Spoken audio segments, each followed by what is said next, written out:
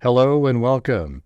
This is Grant Hughes of Grant Hughes Investigates on YouTube. This channel evaluates all aspects of true crime. As you are aware, videos and live streams in this genre often discuss elements of crime that may be disturbing to some viewers. If necessary, take the precautions needed to avoid these feelings.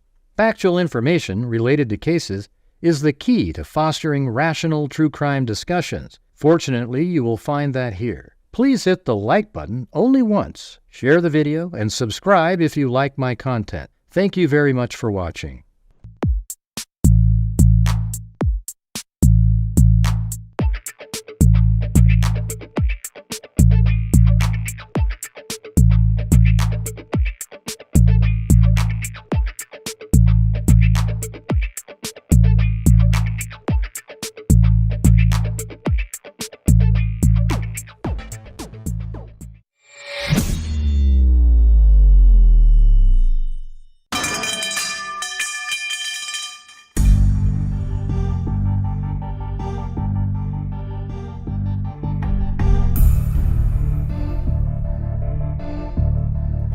Hello, freaks. All right, back to 44 viewers again. All right, man, this is fantastic.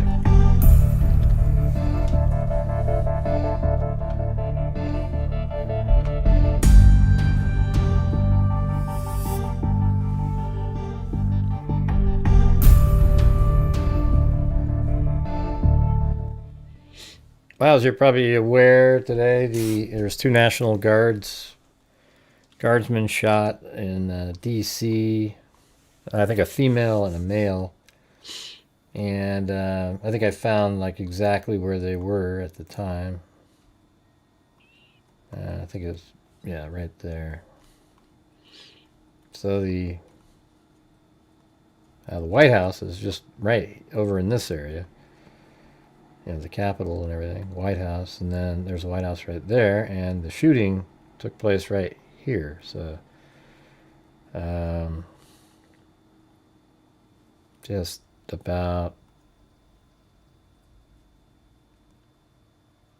600 yards away. Was it right there? Yeah, I think this one was wrong at the time, that one. Wait, I think, hold on. Let me make sure. Might have to go back there in a second. Oh, God. What the hell happened there? Look at that. That was crazy. What's going on over here? Okay.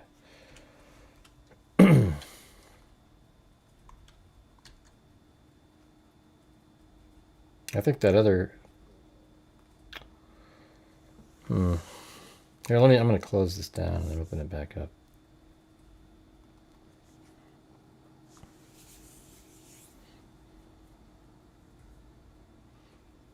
Not sure what's happening.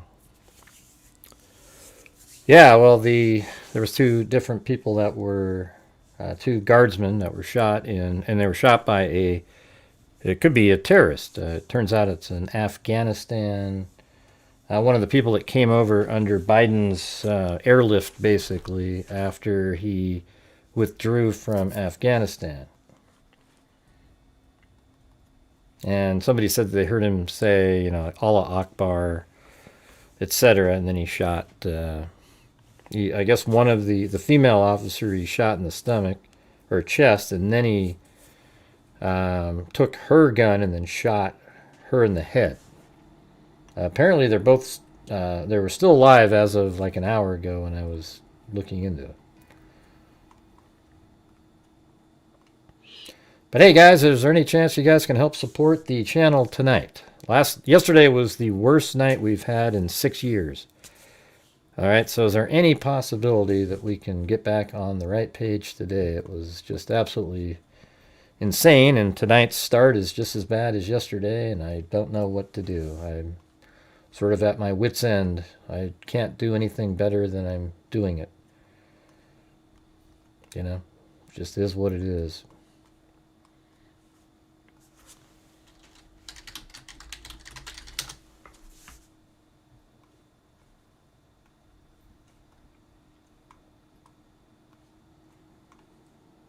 Yeah, let me go back down the street view here, because I feel like I deleted the wrong one. God, again, back inside the building. It's crazy.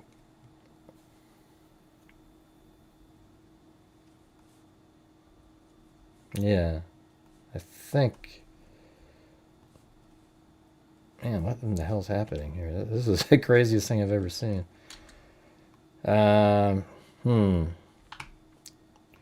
Yeah, I had the address. I think I deleted the wrong one, though. I had the exact spot I found. Well, I can try to do it again, actually. It's pretty bizarre, though. Hey, thanks, Sandy Shirley.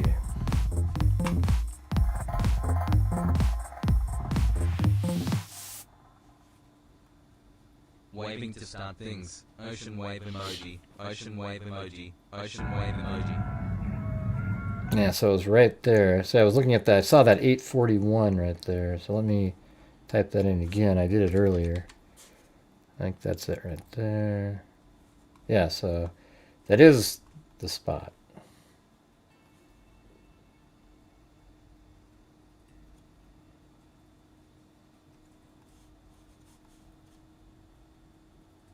Man, look at this. That's crazy. Oh man, then it goes back inside the building again for no reason at all.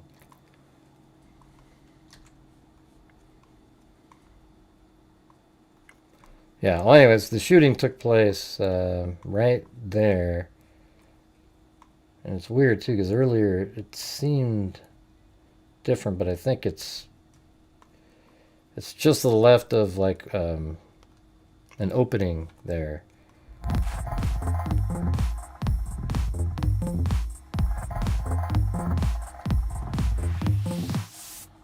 Hold on, 841. Sandy's ocean wave emoji. Ocean wave emoji.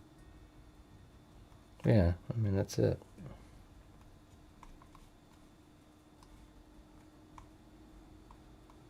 And then there's these people on the ground. Next, there's a thing that sticks out right there.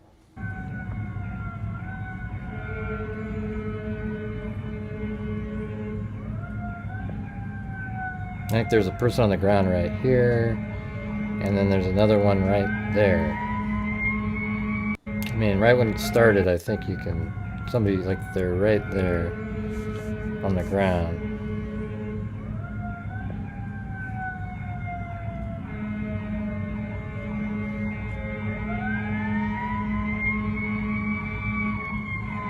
Welcome, Mirav. Thanks, Bronco.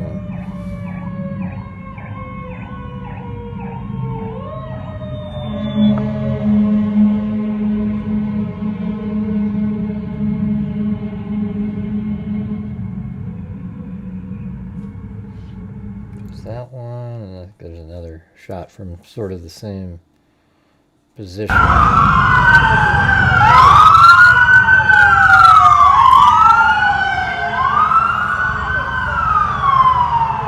They were doing CPR on this person over there.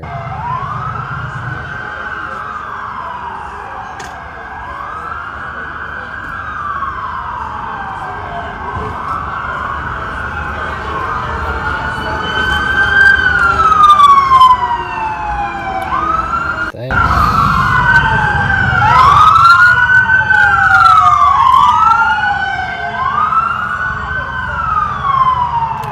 So, President Trump sent in 500 more National Guard. She would do that everywhere. We're just... I wouldn't bother me at all if there was... If you've ever been to Israel, it's the same. They have people walking around all the time. You feel so safe. Because they're walking around with, you know, the military, and they're protecting everybody. You know, the only people that really don't want it are people who sort of want people to get away with something. You know, it's like, why would you care, you know?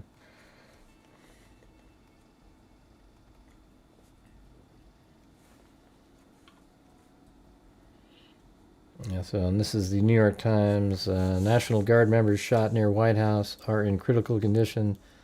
Officials called the shooting a targeted attack by a lone gunman who was identified as a man from Afghanistan by 3 people familiar with the investigation. When I put that on Twitter and I said Fox News reported that, they go, of course Fox News was. So then I sent a rebuttal with this link right here to the New York Times. One of their guys, maybe they go, oh, okay. They never have anything to say after that. The suspect accused of critically wounding 2 National Guard members in a shooting near the White House entered the country in 2021 through a refugee program for people fleeing from Afghanistan, according to people familiar with the investigation. Local officials said the suspect, who was also injured after opening fire in a busy tourist area on the day before Thanksgiving, appeared to have acted alone, targeting members of the West Virginia National Guard. Homeland Security Secretary Kristi Noem confirmed on social media that the suspect entered the United States from Afghanistan in September 2021 under a Biden-era program called Operation Allies Welcome. Trump vowed to redouble his government's efforts to deport migrants and suggested he may further scrutinize migrants who fled Afghanistan after the Taliban. And that's exactly right? I mean, look what this guy did. He proves the point. It's crazy.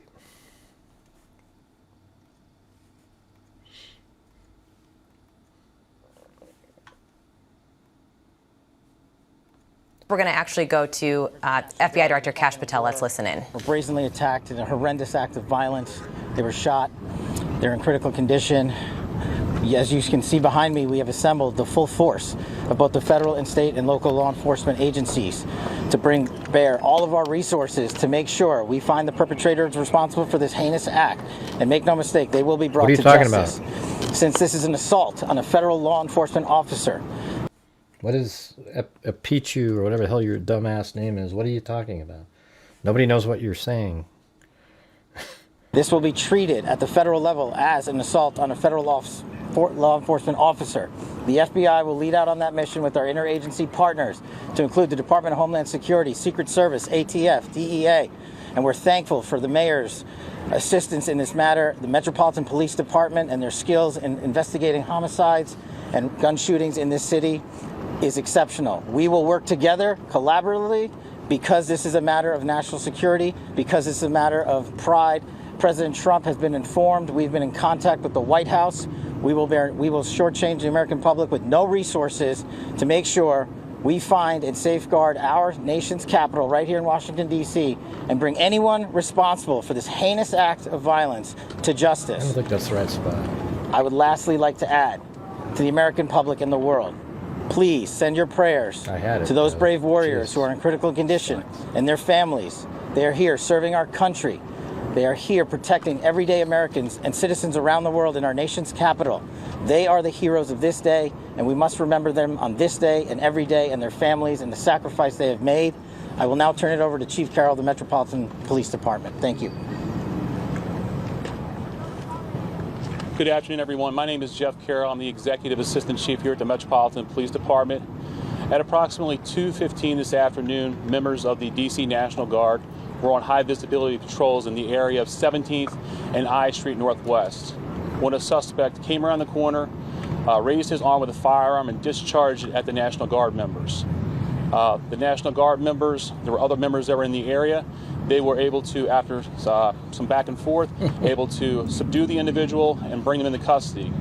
Within moments, members of law enforcement in the area Show me the were link, able to Tanya. assist Show me the link. and bring that individual into the custody. You sound like At this time, as the director mentioned, the National Guard members are being treated at a local hospital. DC Fire and EMS responded to the scene to provide first aid for those individuals and transport them to a local hospital. The suspect in this case was also transported for treatment at a local hospital. Madam Mayor? Thank you.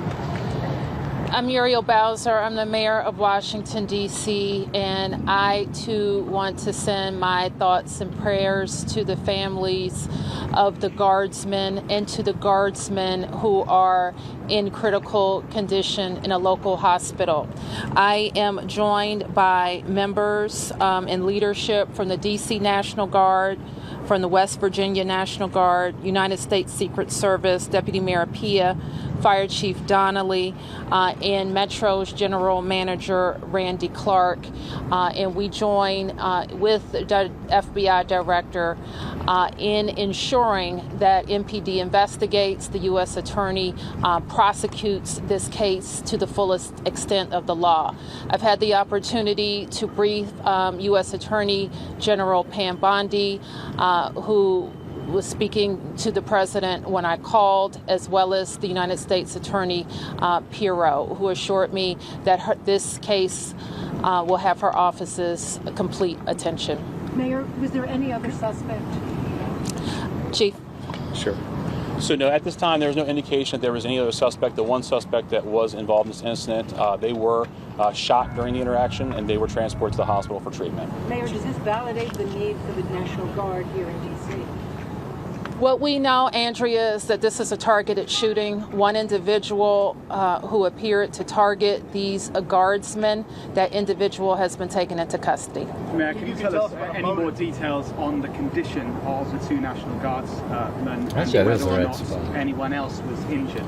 And a quick question follow-up for the FBI Director. You said that we'll make sure we find the perpetrators for this act. So just to clarify, the person believed to be responsible is in custody, and there are no other suspects. Sure, so I can start out. Again, Chief Carroll from MPD. So both the individuals, the guard members, they are in critical condition in a local hospital at this time being treated. At this point, we have no other suspects. We have reviewed video from the area. It appears, like I said, to be a lone gunman that raised a firearm and ambushed these members of the National Guard, and he was quickly taken into custody by other National Guard members and law enforcement members. Have you got any sense of motive?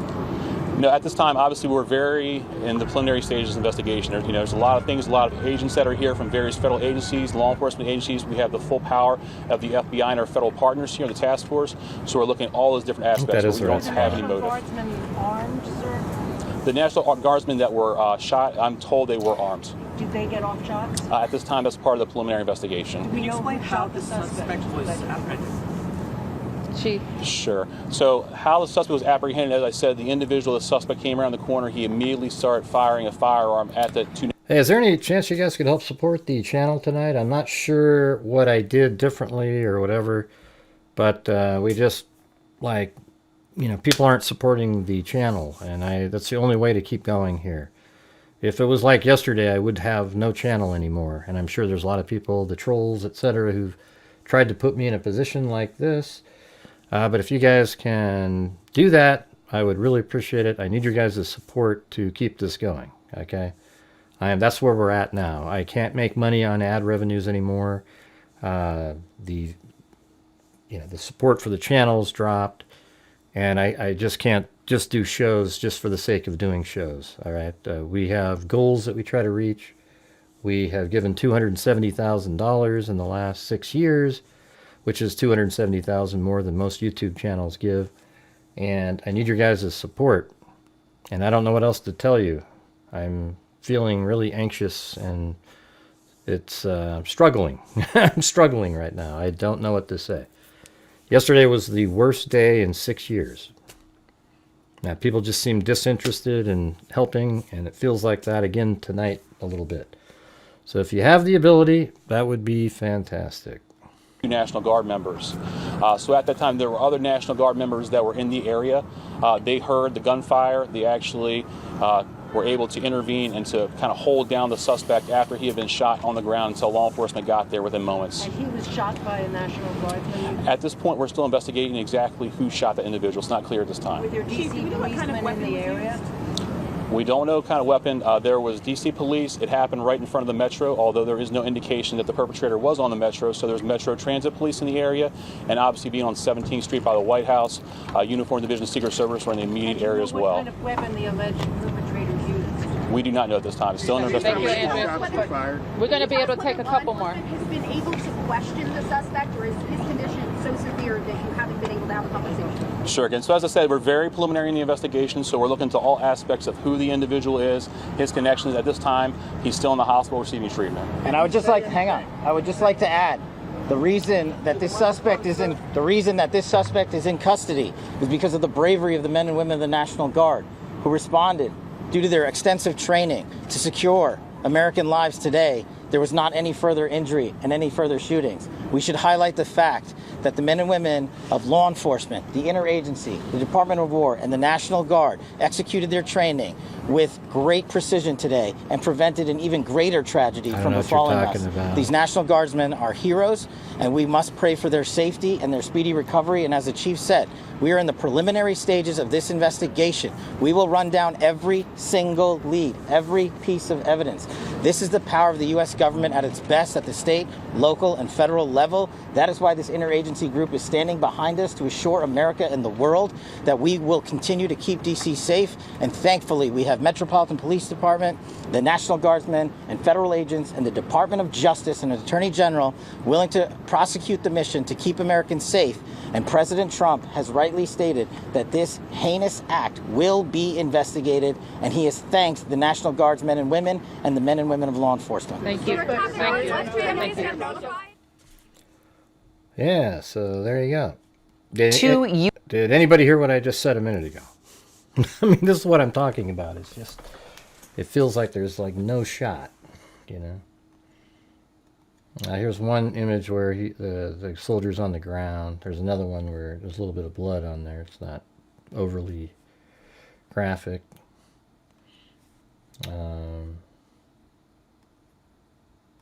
Let's see. Then let's go to this one here. What we know about the Washington, D.C. shooting of 2 National Guards members. 2 National Guard members were shot in broad daylight in Washington, D.C. on Wednesday afternoon, just one day before Thanksgiving, in what officials described as a targeted attack. The Guard members are in critical condition, authorities said.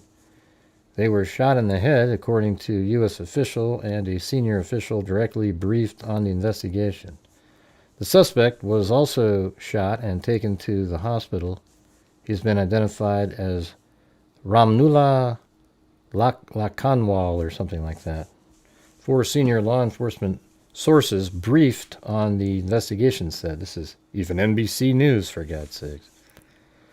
National Guard members have been based in Washington since August. Thanks, Kit Kat. Following President Donald Trump's highly contested directive to curb crime in the nation's capital. The shooting happened at 2:15 p.m. Wednesday near the Farragut Square metro station in the area of 17th and High. Let's see, do I have that? Here, I do have 17th. 17th and I'm not sure where High is. Let's see if I type that in. 17th and High. Yeah, I don't know. I don't think that's what that's not the name.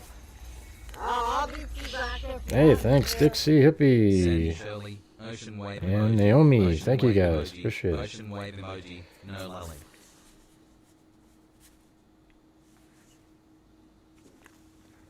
The suspect was also shot and taken to a hospital. He has been identified as Ramnullah Lakanwal. And they said it was National Guard members have been based in Washington since August. Where's the part that it said 17th? Right down there. The shooting happened at 2:15 p.m. Wednesday near the Farragut Square station in the area of 17 and High Streets Northwest. Is that even a place? I haven't seen it. Okay. So that's right here. So I think I do have the right. Man, it's so weird because earlier I could just go right down the street view and look around, and all of a sudden it got really complicated. Hey, thanks, Naomi. At the time, National Guard members were on high visibility patrols. The 2 National Guard members were ambushed by a person who came around the corner, raised his arm with a firearm, and discharged at the National Guard members, Carroll said at a news conference. The suspect was shot during the interaction, Carroll said, though it's not clear who shot him, and was taken to a hospital for treatment. Other National Guard members were in the area and intervened by holding the suspect down after he had been shot until he was taken into custody. Officials said there are no other suspects. Hey, thanks, Mirav. Yeah, it's like, you know, I don't know how to tell you guys. If we get like yesterday, this channel will not be here. I'll have to find something else. It's crazy. I mean, we were just doing so good all these years, and we're just doing so many good things, and then people just decide to go support the conspiracy nut jobs. People talking about Google Trends. I mean, that guy is an absolute idiot. I mean, and amazingly, he's got 10,000 more idiots that watch it every single day. Live. It's insane. I mean, is that what it takes? You have to pretend to something and make it fake? You know, it's just really discouraging, this whole thing. It's become around 2,100 National Guard troops were serving in Washington as of Wednesday morning, including 181st West Virginia National Guard members, the Joint Task Force operating in the city. Operating in the city said? What does that mean?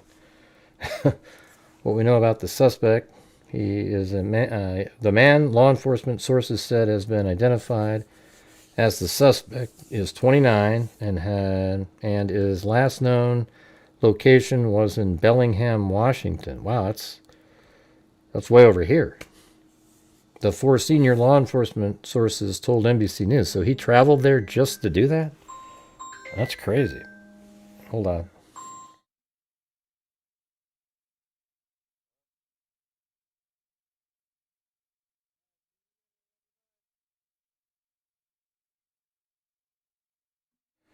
All right.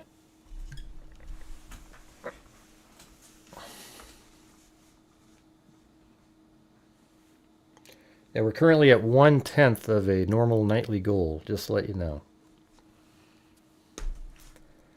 All right, he promised at a news conference Wednesday that the perpetrator will be brought to justice and said the matter will be treated as an assault on a federal law enforcement officer. The FBI will initially investigate the shooting as possible act of terrorism, 2 senior U.S. law enforcement officials said.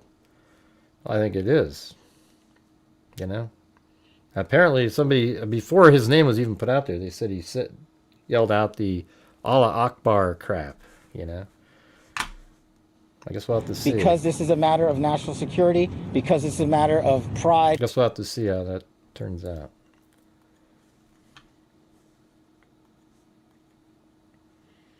I tried looking for scanner audio at the time, and I really just didn't find it.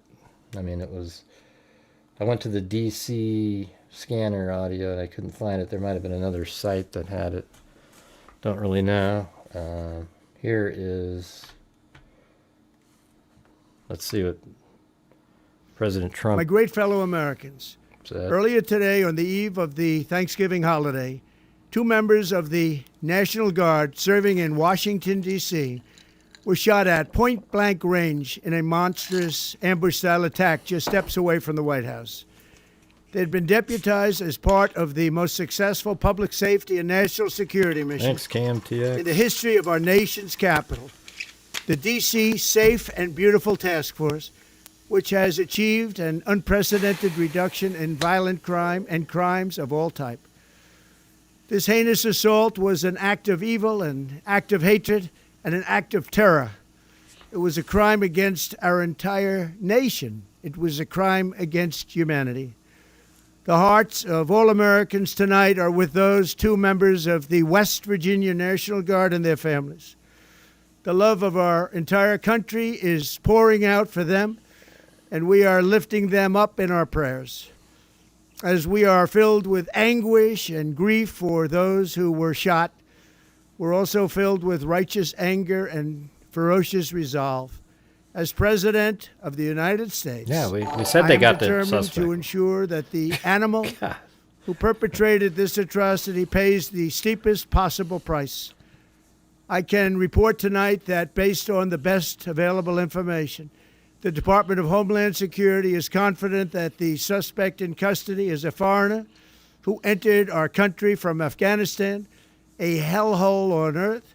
He was flown in by the Biden administration in September 2021 on those infamous flights that everybody was talking about. Nobody knew who was coming in. Nobody knew anything about it.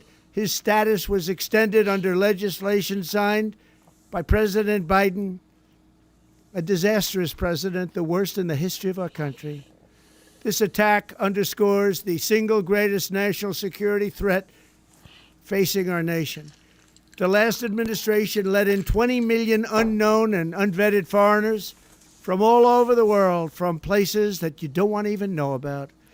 No country can tolerate such a risk to our very survival. An example is Minnesota, where hundreds of thousands of Somalians are ripping off our country and ripping apart that once great state. Billions of dollars are lost, and gangs of Somalians come. Would you guys be, let me ask you guys something. Would you be okay if your neighborhood had a mosque in it and they played the call to prayer at like whatever time in the morning it is, wakes up everybody? Would you be okay with that? Because I wouldn't be. And I don't think anybody in America should be have to do something like that. You know, it's like you need to change what you're doing, you know, or have something in your home that wakes you up, not wakes up the whole damn city who has nothing to do. What, you know, it's crazy. Basically Minnesota is a miniature Somalia. It's the craziest thing you've ever seen. Why they're letting that happen over there, I have no idea. And they all pump out about 10 kids apiece, and eventually they'll elect all the officials in the state will be Muslim, and it's just going to be strange. I don't know what in the hell we're doing here. It's the craziest thing in the world. And you can read about it. That's actually a plan. I know it sounds kind of crazy, but that's what's going on. Hey, welcome, Mel Bell. Give them hell. Mel Bell, give them hell. All right. Yeah. From a country that doesn't even have a government, no laws, no water, no military, no nothing. As their representatives in our country preach to us about our Constitution and how our country is no good. We're not going to put up with these kind of assaults on law and order by people who shouldn't even be in our country. We must now re-examine every single alien who has entered our country from Afghanistan under Biden, and we must take all necessary measures to ensure the removal of any alien from any country who does not belong here or add benefit to our country. If they can't love our country, we don't want them. America will never bend and never yield in the face of terror. And at the same time, we will not be deterred from the mission these service members were so nobly fulfilling. That is why tonight I can announce that I have directed the Department of War to mobilize an additional 500 troops to help protect our capital city. We will make America totally safe again, and we will bring the perpetrator of this barbaric attack to swift and certain justice if the bullets going in the opposite direction haven't already done that. During this time of the year, when we gather at home with loved ones, these two patriots were wearing the uniform of our country, patrolling the streets of our capital. They had taken a selfless oath to defend our nation against all enemies, foreign and domestic.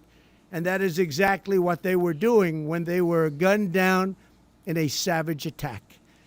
I want to express my extraordinary gratitude to every member of the United States military who is deployed tonight, at home and abroad. I also want to thank the Secret Service and the D.C. Metropolitan Police Department for their work today. This Thanksgiving, I ask every family to say a prayer for the two great heroes who were so horribly shot, and for their loved ones. Please say a prayer. May God bless them and comfort them, and may God bless and protect the United States of America. Thank you and good night. Yeah, can you really disagree with what he said. I mean, it's just like, I mean, even if you're like a Democrat, it seems like you should be like, yeah, we probably shouldn't have people here that shouldn't be here. You know, we don't even know who the hell they are. They just all came in. Hey, thanks, Lisa Belson. Very kind, very kind. All right, we're now at a third of the nightly goal, which is, you know, a third. I don't know what to tell you. So look at, welcome to 10 more people there. I think Lisa's still over there in Hawaii. She sent me some pictures from over there. Just landscape, you guys. Okay, like it is pretty where she is.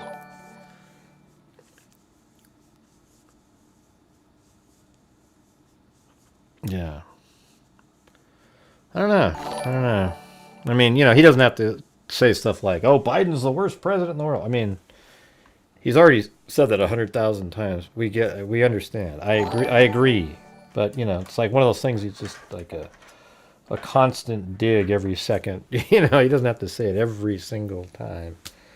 You know, I thought all the rest of what he said was good. He just doesn't have to say it, like, you know, in a situation like this, it's not really, he doesn't need to say it. Yeah. Everybody already knows. He wasn't even the president, Biden. He was just, you know, somebody was using an auto pen. They go, "What do you think of this?" "Sure, that sounds great." And then somebody would sign it.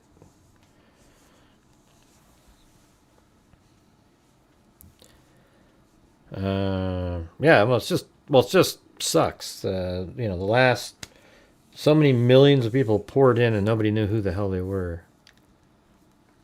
You know, nobody had any idea.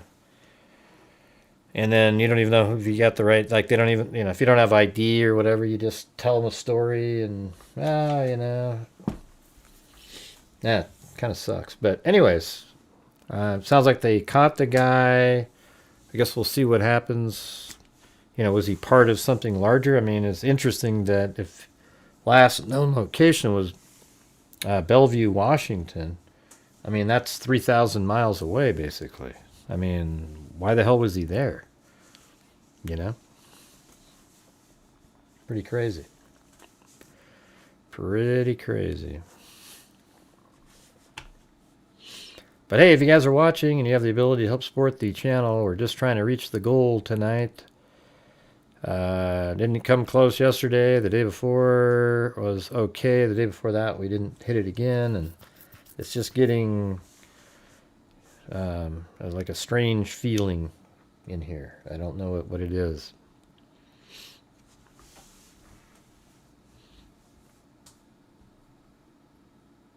Yeah. Right. Yeah. I mean, the guy came in after we pulled out of Afghanistan. He came in as that group. You know, that's when it was. Yeah, I saw that, Eileen. Thank you.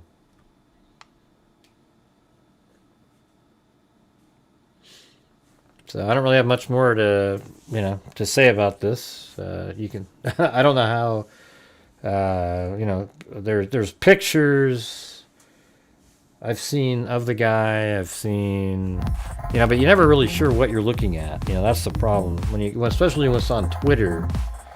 You know, nobody knows what you're looking at. What about the illegal CDS truck driver can read English, keep killing with 80,000? I know. It sucks. I mean, it's incredible. Why would you give a driver's license to an illegal alien and they barely even pass the damn thing? And those are decent paying jobs. I'm sure there are Americans that would do those. Hey, thanks, Lisa Belson, again. Gotta have some challenges in here, you guys. See if we can get a challenge. Maybe we can get there. Who knows? Oh, there it is. TJ up in there. You just said that. It came in after you said that. So, thank you, TJ. I think that wasn't on my screen before that.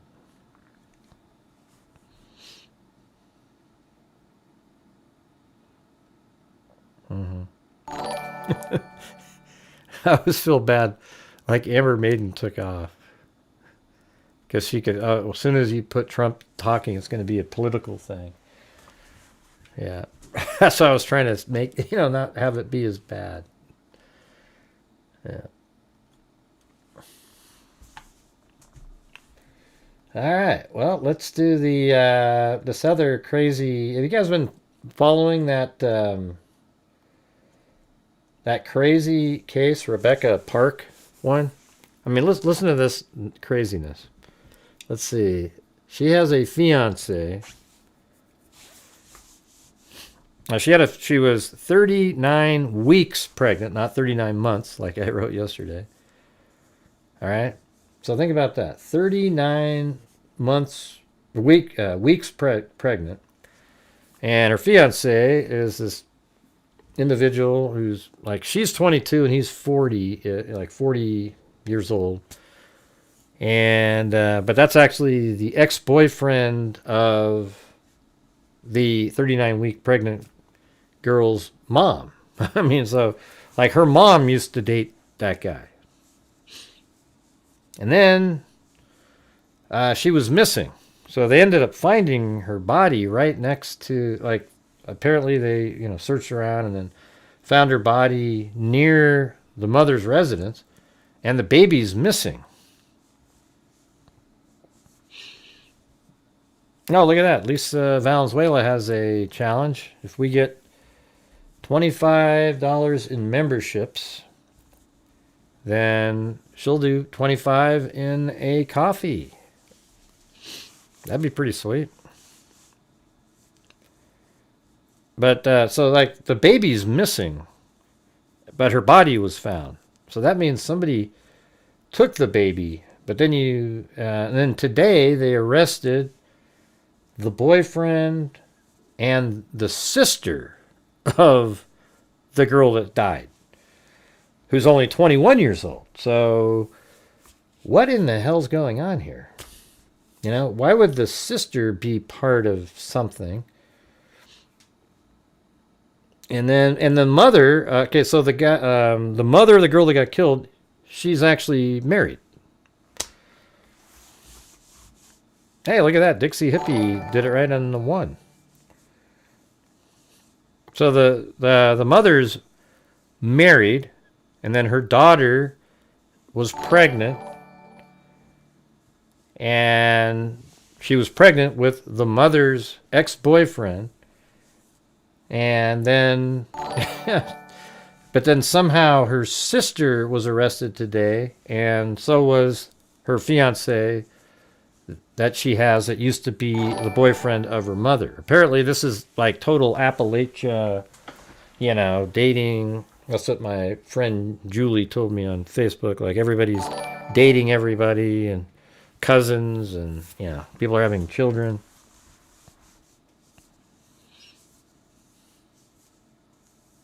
With cousins.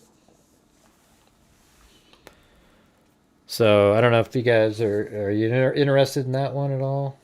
I tried to do it last night. Everybody seemed to be bored stiff.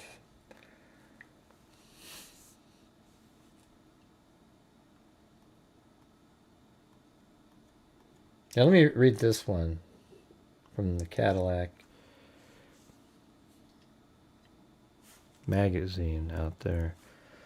Said, one day after authorities announced that a body resembling missing 22-year-old Rebecca Park had been found in the Manistee National Forest, two people connected to the case appeared separately in Wexford County's 84th District Court for arraignment. While neither person has been charged with homicide, both hearings reflected the growing seriousness of the investigation and the heightened public attention surrounding Park's disappearance. Before the first arraignment began on Wednesday, Judge Corey Wiggins addressed the courtroom and those who may have planned to watch online. He said the court has an ethical responsibility to ensure every defendant receives a fair trial, and noted the intense attention the case has received locally, nationally, and possibly internationally. Because of this, He said the court would not live stream the arraignments and ordered that no one in the gallery, including members of the media, could live stream them either. But you could play them later. The first appearance involved 21-year-old Kimberly Sue Park of Cadillac, the sister of Rebecca Park. She was charged with 3 felonies, including tampering with evidence in a criminal case punishable by more than 10 years. No more than 10 years. No, it says by more than 10 years. I don't know. Lying to peace officer during a violent crime investigation, and filing a false report of a felony. If convicted of the tampering offense, she faces up to 10 years in prison and a fine of up to $20,000. Consecutive sentence may be imposed. Anyways, I have I don't know if you guys want to, like, these are it's only 15 minutes long. But if you guys could make sure to, help support the channel during playing it, that would be great, because right now we're at about 60%, maybe 55, 60. All right. So whenever we play these, that's when it just dies down dramatically, which it seems to already have. But I had to boost up the audio. It was like negative 20 something decibels.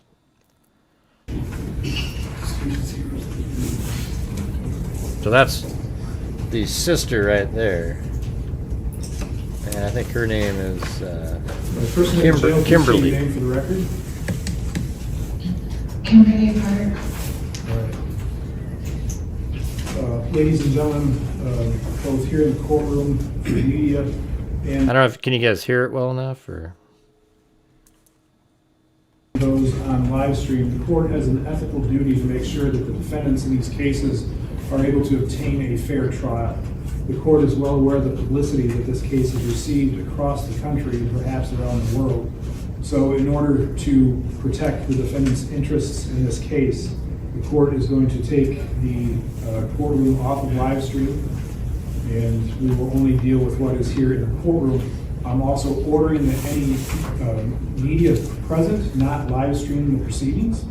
That's her property, the mother, Courtney, right here. That anything that is being live streamed is not out there for perpetuity. So for those reasons, I'm not authorizing you to live stream. You can record and cut and paste and put a story together, but I am not authorizing a live stream.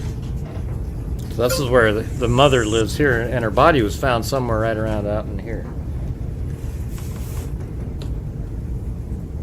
And yesterday they talked about a 2-track, so I mean, I'm wondering if that's what this is. And for the record, the court is now off live stream. So maybe she was found over in here, in this area. Look how thick that Ms. Oh, jeez. Park, you met with somebody from Community Corrections today and gave them some contact information. Was that information accurate? Yes. Did you have the opportunity to meet with somebody from the defender's office today? Yeah, they do. I guess they were on TikTok talking and stuff. The mother was on there even today. I didn't see any of the TikTok of, Kimberly or Richard. I don't know. Were they on there too, or this poor girl's mom? Do you think the mom has something? I was told today by Julie was that the mother actually had ultrasound pictures on her Facebook page of babies to make herself look pregnant to other people, but it wasn't even her ultrasounds. So that's kind of creepy, because that sort of would indicate that maybe she was trying to look pregnant, because later on, if she has this baby in her arms, people will go, oh yeah, we saw the ultrasounds. It wouldn't be that strange. I mean, the whole thing, it's crazy. I'd have to do like an org chart at some point.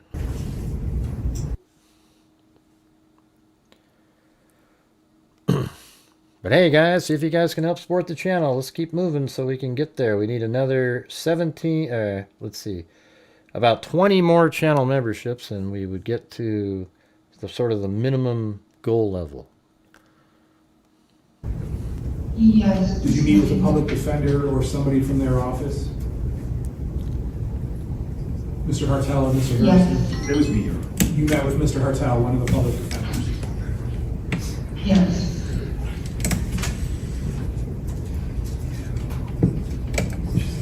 Ms. Park, I had a complaint that alleges that on or about November 22nd, 2025, in the city of Cadillac, Wexford County, it is alleged in count number 1 that you tampered with evidence in a criminal... What would be weird is, like, what if, okay, so she's married to somebody else named Brad, the mother, Courtney, okay? So Courtney's married to somebody, and then apparently she has, you know, her daughter is pregnant with her fiance, but that guy she used to date. So if that guy's being arrested and the sister being arrested, I mean, was it like the sister and, you know, so Kimberly and Richard liked each other and they didn't want her to have the baby alive, and then also, you know, I mean, it just gets really complicated. So they kill her and then take the baby. And they were going to raise the kid, but then the mother was going to maybe say, "Oh, that was my kid, but I'm letting them raise it." But then why would the mother want to do any of this stuff? Courtney, like, why would she want to do any of this stuff? Hey, thanks, Mary. Happy Thanksgiving to you too. I thought today was Wednesday earlier in the day, but it's Tuesday. Criminal case punishable by more than 10 years. That is a felony punishable by up to 10 years in prison and or a fine of $20,000. And a consecutive sentencing may be imposed for any other conviction. In count number 2, it is alleged that you committed the offense of lying to a peace officer, violent crime, during a violent crime investigation.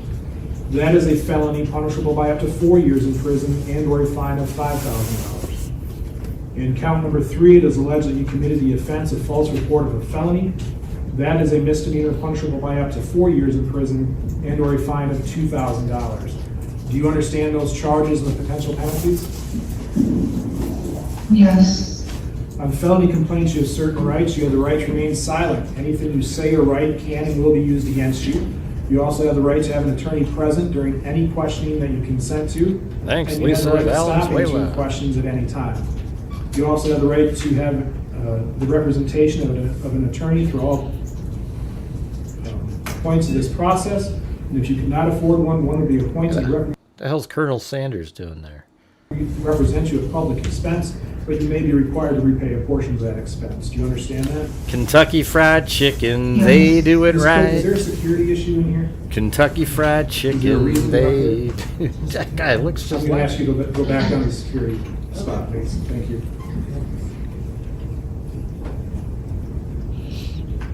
Yeah. Do you understand those rights as I've read them to you? Yes. Today, you do have the right to be represented by an attorney, to hire your own attorney, or to act as your own attorney. Today, do you wish to hire an attorney, request the appointment of an attorney, or represent yourself? Request an appointment of an attorney. And what is your current source of income? I deliver newspapers.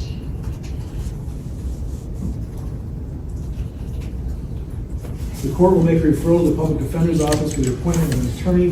I think we should do it. We need to do, like, do an org chart on this case. This one's nuts. We got Brad, Courtney, Richard, Kimberly, and then the victim, Rebecca. And Rebecca is the sister of Kimberly, who's been arrested, the fiance of Richard, who's been arrested. Richard used to date Rebecca's mother, who was pretending to be pregnant on Facebook. What the hell's going on here? They're not guilty plea on your behalf and will set the matter for a preliminary examination. That's a hearing that's held here in the district court within 21 days. At that hearing, the prosecution will be required to prove two things.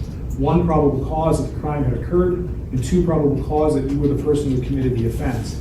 If the prosecution is not able Thanks, to do that, Wild the case Bill will be dismissed. Wassman. But if they are able to do that, you'll be bound over to stand trial in the circuit court. Do you understand that?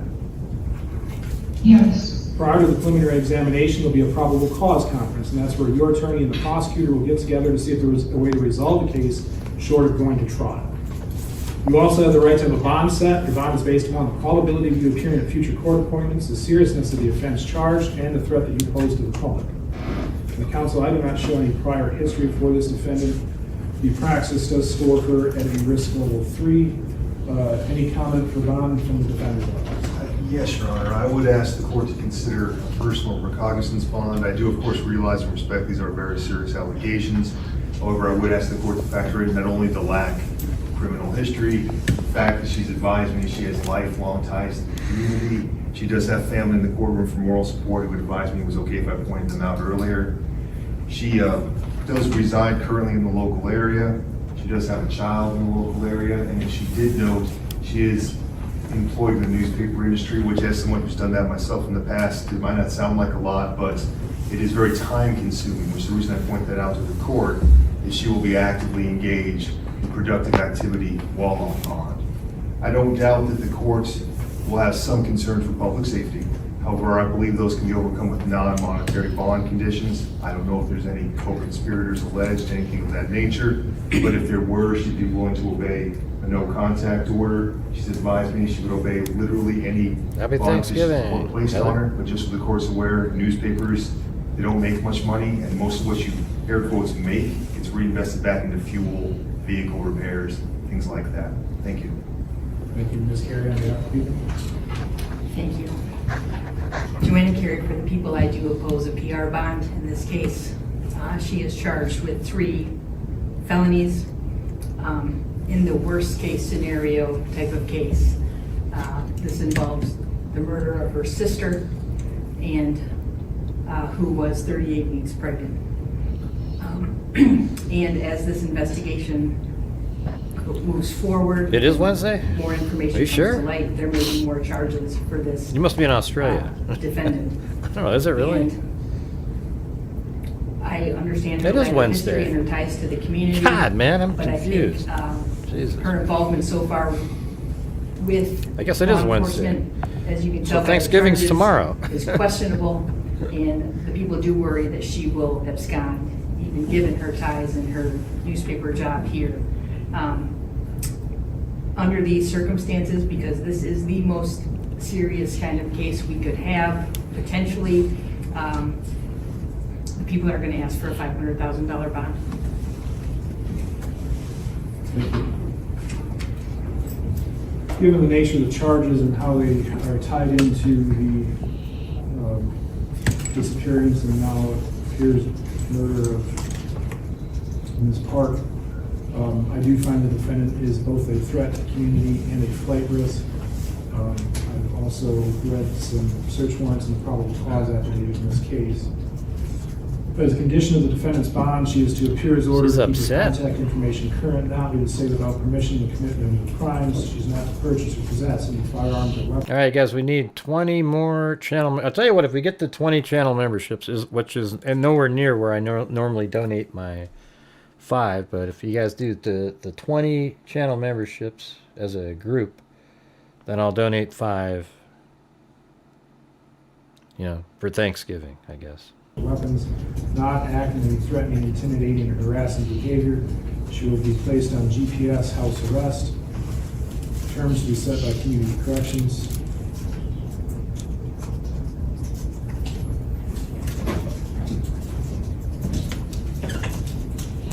Bond be set at $750,000 cash shirt. $750,000. Next arraignment. All right, then we move on to the other guy. This is the Richard. And by the way, Richard here is a predator. That's another thing. It's like here he is. Offender detail. Richard Lee Fowler is a sex offender registry person. It does mention now that he's incarcerated. He's 43 years old. So I don't know what his original charges were, however. But do you guys hear what I said? Come on, we got if we do 10. Okay, that's one. Even those are $5 counts as one too. So that's now we need 19 more. All right. For the record. Richard Taylor. Mr. Phelan, did you have the opportunity to meet with somebody from the Defender's Office? Happy Thanksgiving. Yes. And I have a mailing address for you on 30 and a half Road. Is that accurate? No, it's on should be 1531 North 41 and a half Road, Macleod. Yeah, look at Kimberly lives You here. have a telephone number? Rebecca lived there, and Courtney lives there. My dad's. You know it? 231 429 8373. Do you have an email address? Yeah, but I can't access it because the phone's on. All right. I have a complaint that alleges that between the dates of June 17th, 2025 and August 11th, 25 in the village of Manton, it is alleged that in count number 1, you committed the offense of deliver the controlled substance of methamphetamine. That is a felony punishable by up to 20 years in prison and or a fine of $25,000. In count number 2, it is alleged you committed the offense of delivery of a controlled substance, in particular methamphetamine, on August 11th of 25. That first one was on June 17th. This also is a felony punishable by up to 20 years in prison and or a fine of $25,000. Additionally, the prosecution is elected to charge you as a habitual fourth offender. That means that you have at least 3 prior either attempted or completed felonies in your past. That makes that those 20-year felonies punishable by up to life in prison. Do you understand that? Yes. Ms. Carey, I know we talked about a typo in the name, but I also noticed that based on my understanding of probable cause, this shows that they both happened in Manton. I think one should be Manton, one should be Berry Township, based on what was just sworn to. Mr. Phaler, on felony complaints, you have certain rights. You have the right to remain silent. Anything you say or write can and will be used against you. You also have the right to have an attorney present during any questioning that you consent to and the right to stop answering questions at any time. You also have the right to be represented by an attorney at all phases throughout this process, and if you cannot afford one would be appointed to represent you at public expense, but you may be required to repay a portion of that expense. Today, do you plan to hire an attorney, represent yourself, or request the appointment of an attorney? Request an appointment of an attorney. What is your current source of income? I currently was doing scrap to make money. Did you say scrap?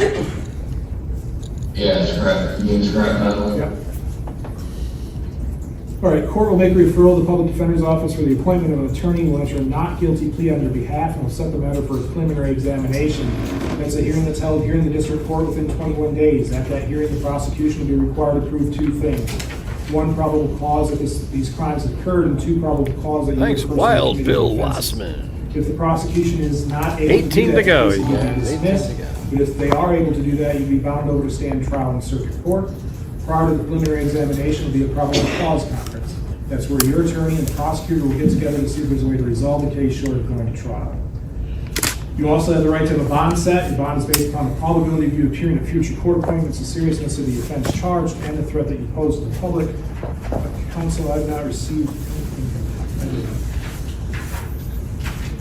The defendant's prior history shows in 01 receiving concealing over $100, 05 is CSC 3, and 13 failed to comply with SORA requirements, and 15 is CSC 2nd, 15 accosting a child for immoral purposes, 14 had failed to comply with Registration Act, that was an attempt, and 15 an attempted felonious CSC 3, 01 a driving license suspended. The praxis scores him at a risk level 4. Any comment regarding bond from the defender's office? Yes, Your Honor. I do, of course, realize and respect these are very serious allegations. Just so the court is aware, when I spoke with him earlier, he did advise me And he does have strong ties to our general area, especially the Manton area. He's currently living with some relatives out there. He also has 2 children that he sees as often as he can.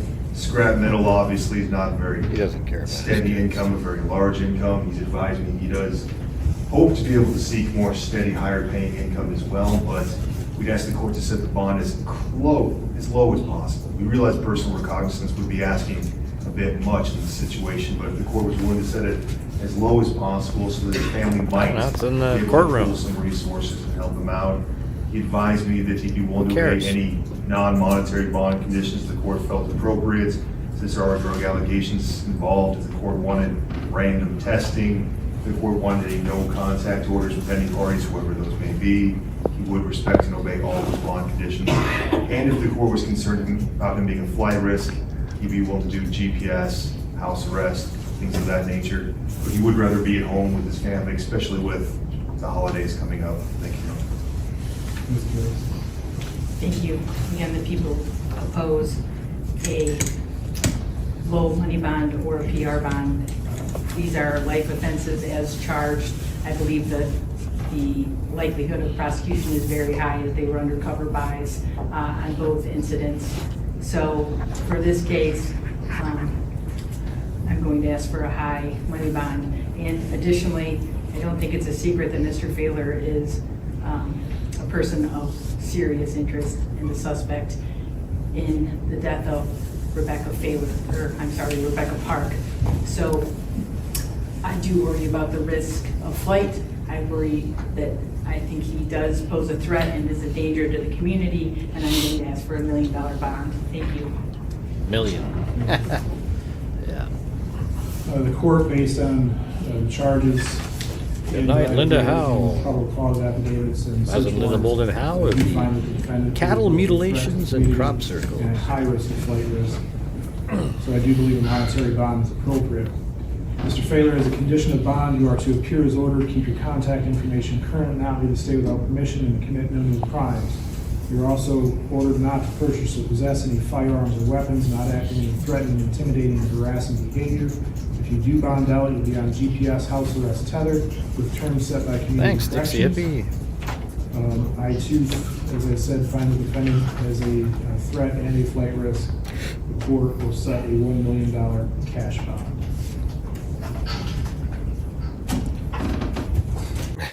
They're just so dejected. You know?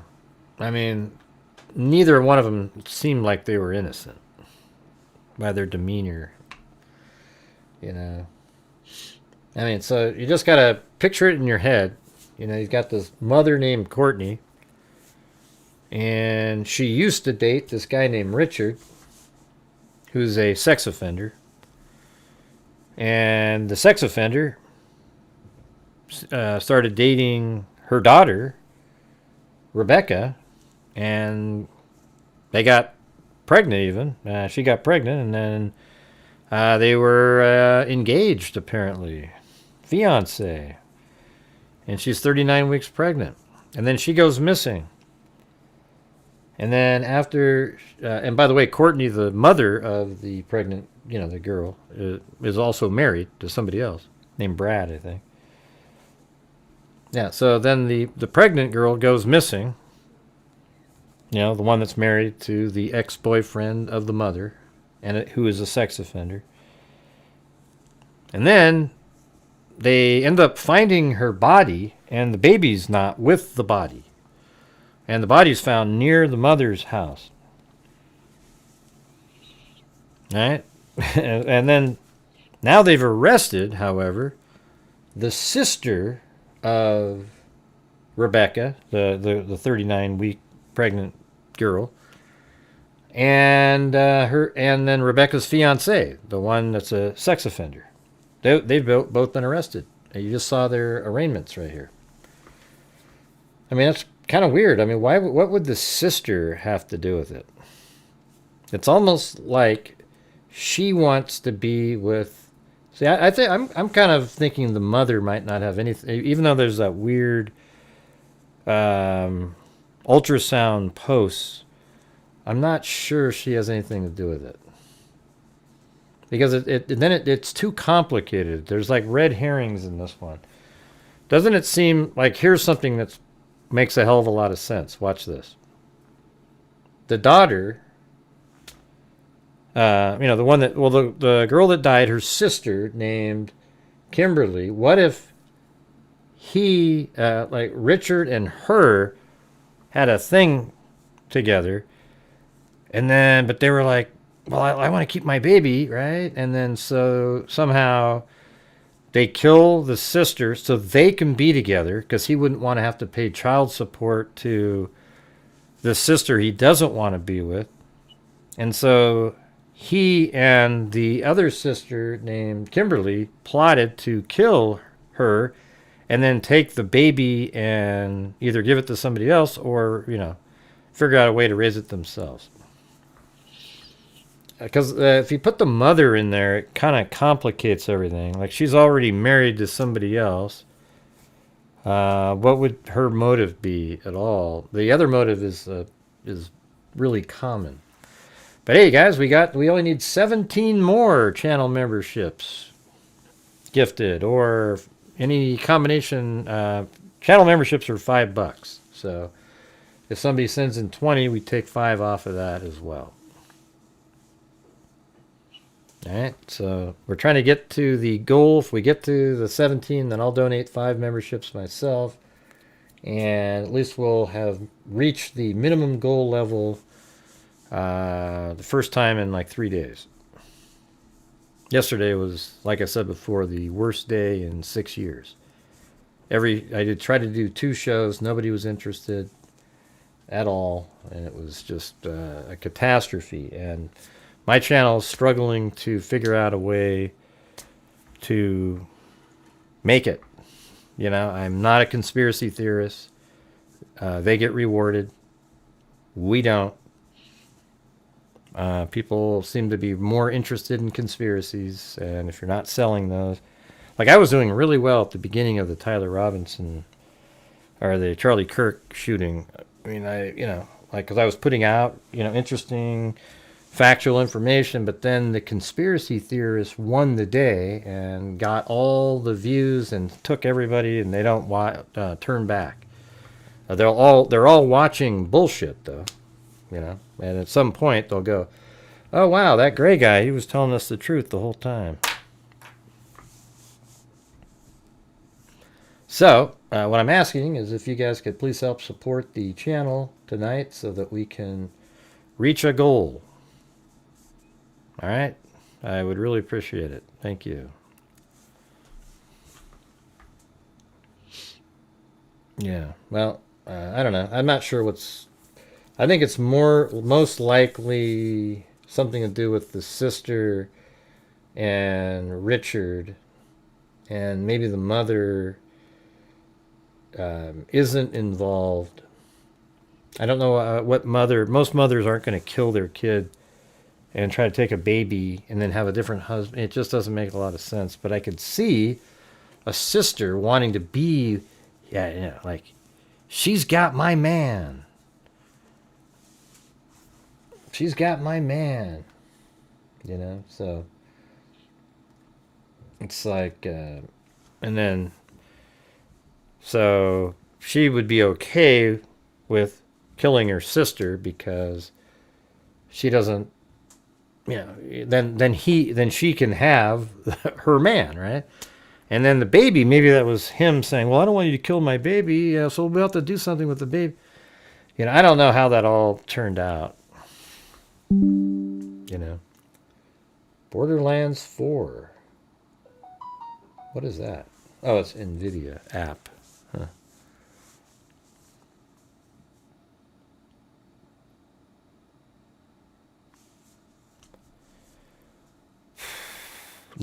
No takers on what I just said. I want to reach the goal tonight, you guys. It just seems like whenever I say this stuff, it falls on deaf ears. It's like a dead silence. It's crazy. How do they think they would get away with this? They're just dumb, People's minds just absolutely obliterated by drugs, you know. And see, we're back to the point where I just end the show, because Mary Mellon's comment was like 5 minutes ago, and that's the last comment. That means nobody else is even interested in what we're talking about. Are you guys even here? Hello? God, it's just so... Oh, man. It's unreal.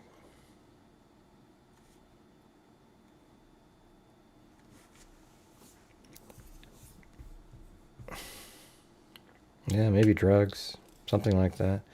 Right, well, have a conversation in the chat, you know. Whenever it just stops.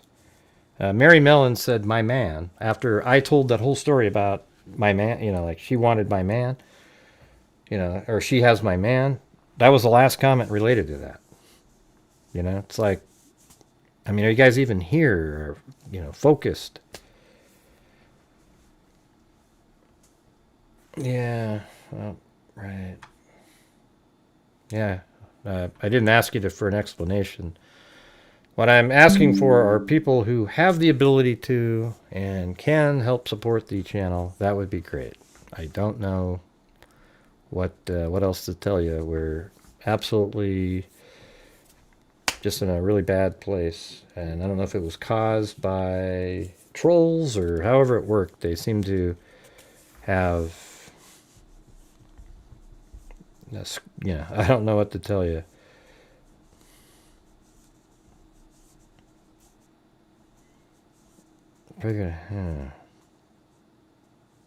Right. Well, thanks, Free Peach, but you don't need to explain anything to anybody.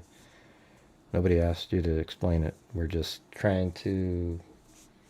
I'm trying to reach a goal tonight. That's what I'm doing.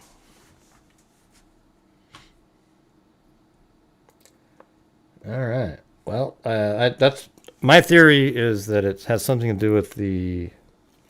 I think the sister and Richard, you know, Richard are the ones that did something. The mother, it seems suspicious, I guess, if you look at how people are saying that she had, you know, images online of ultrasounds making it look like she was pregnant. And it's sort of similar to that a case that we covered a long time ago, a Heidi Broussard case where her friend pretended to be, you know, pregnant and stuff like that, and then she ended up killing her friend and then taking her baby. But I think in that case, the baby was already born.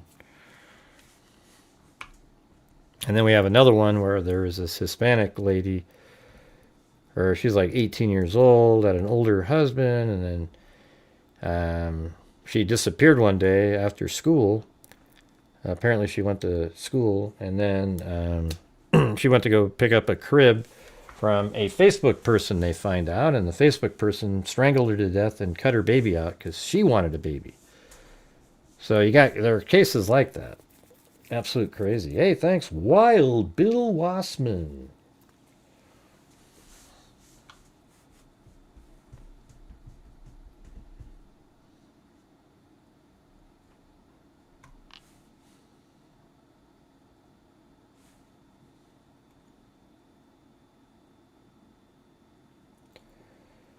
Alright, maybe we'll just speed this up.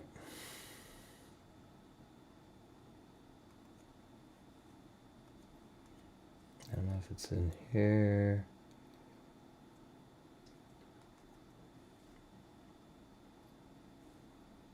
Oh yeah. Yeah, so now we're just going to switch over now to Candace Owens. I mean, look at these crazy comments. Someone directly involved in the booking process has confirmed to me that our Egyptians who flew into Provo ahead of Charlie Kirk's assassination were staying at the La Quinta Inn and Suites in Orem, Utah, specifically the University Parkway location. Remember, our Egyptians flew in on September 4th and stayed through the September 13th. We are now looking for footage of these individuals. If you own a store nearby and can check cameras, or Perhaps you work at La Quinta and you remember something odd. Someone in Utah may hold the key to solving this. So what are the Egyptians? Why do the Egyptians want to kill Charlie Kirk? It's just, it's almost absurd, you know. It's pure insanity is what it is. And this one is, has the press done its part and asked the White House and the French White House basically whether there were any French legionnaires on the ground at UVU on 9/10? Seems like a pretty straightforward thing to confirm or deny.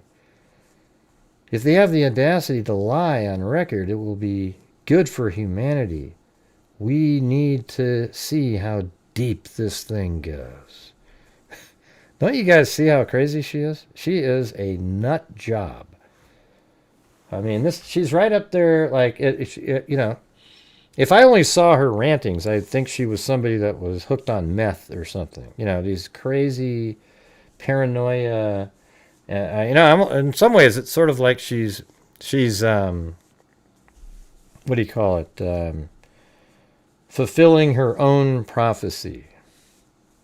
Like she's creating, like, people out there that, you know, by things she's saying that might do something, and then she'll say, "See, look." You know, it's just weird.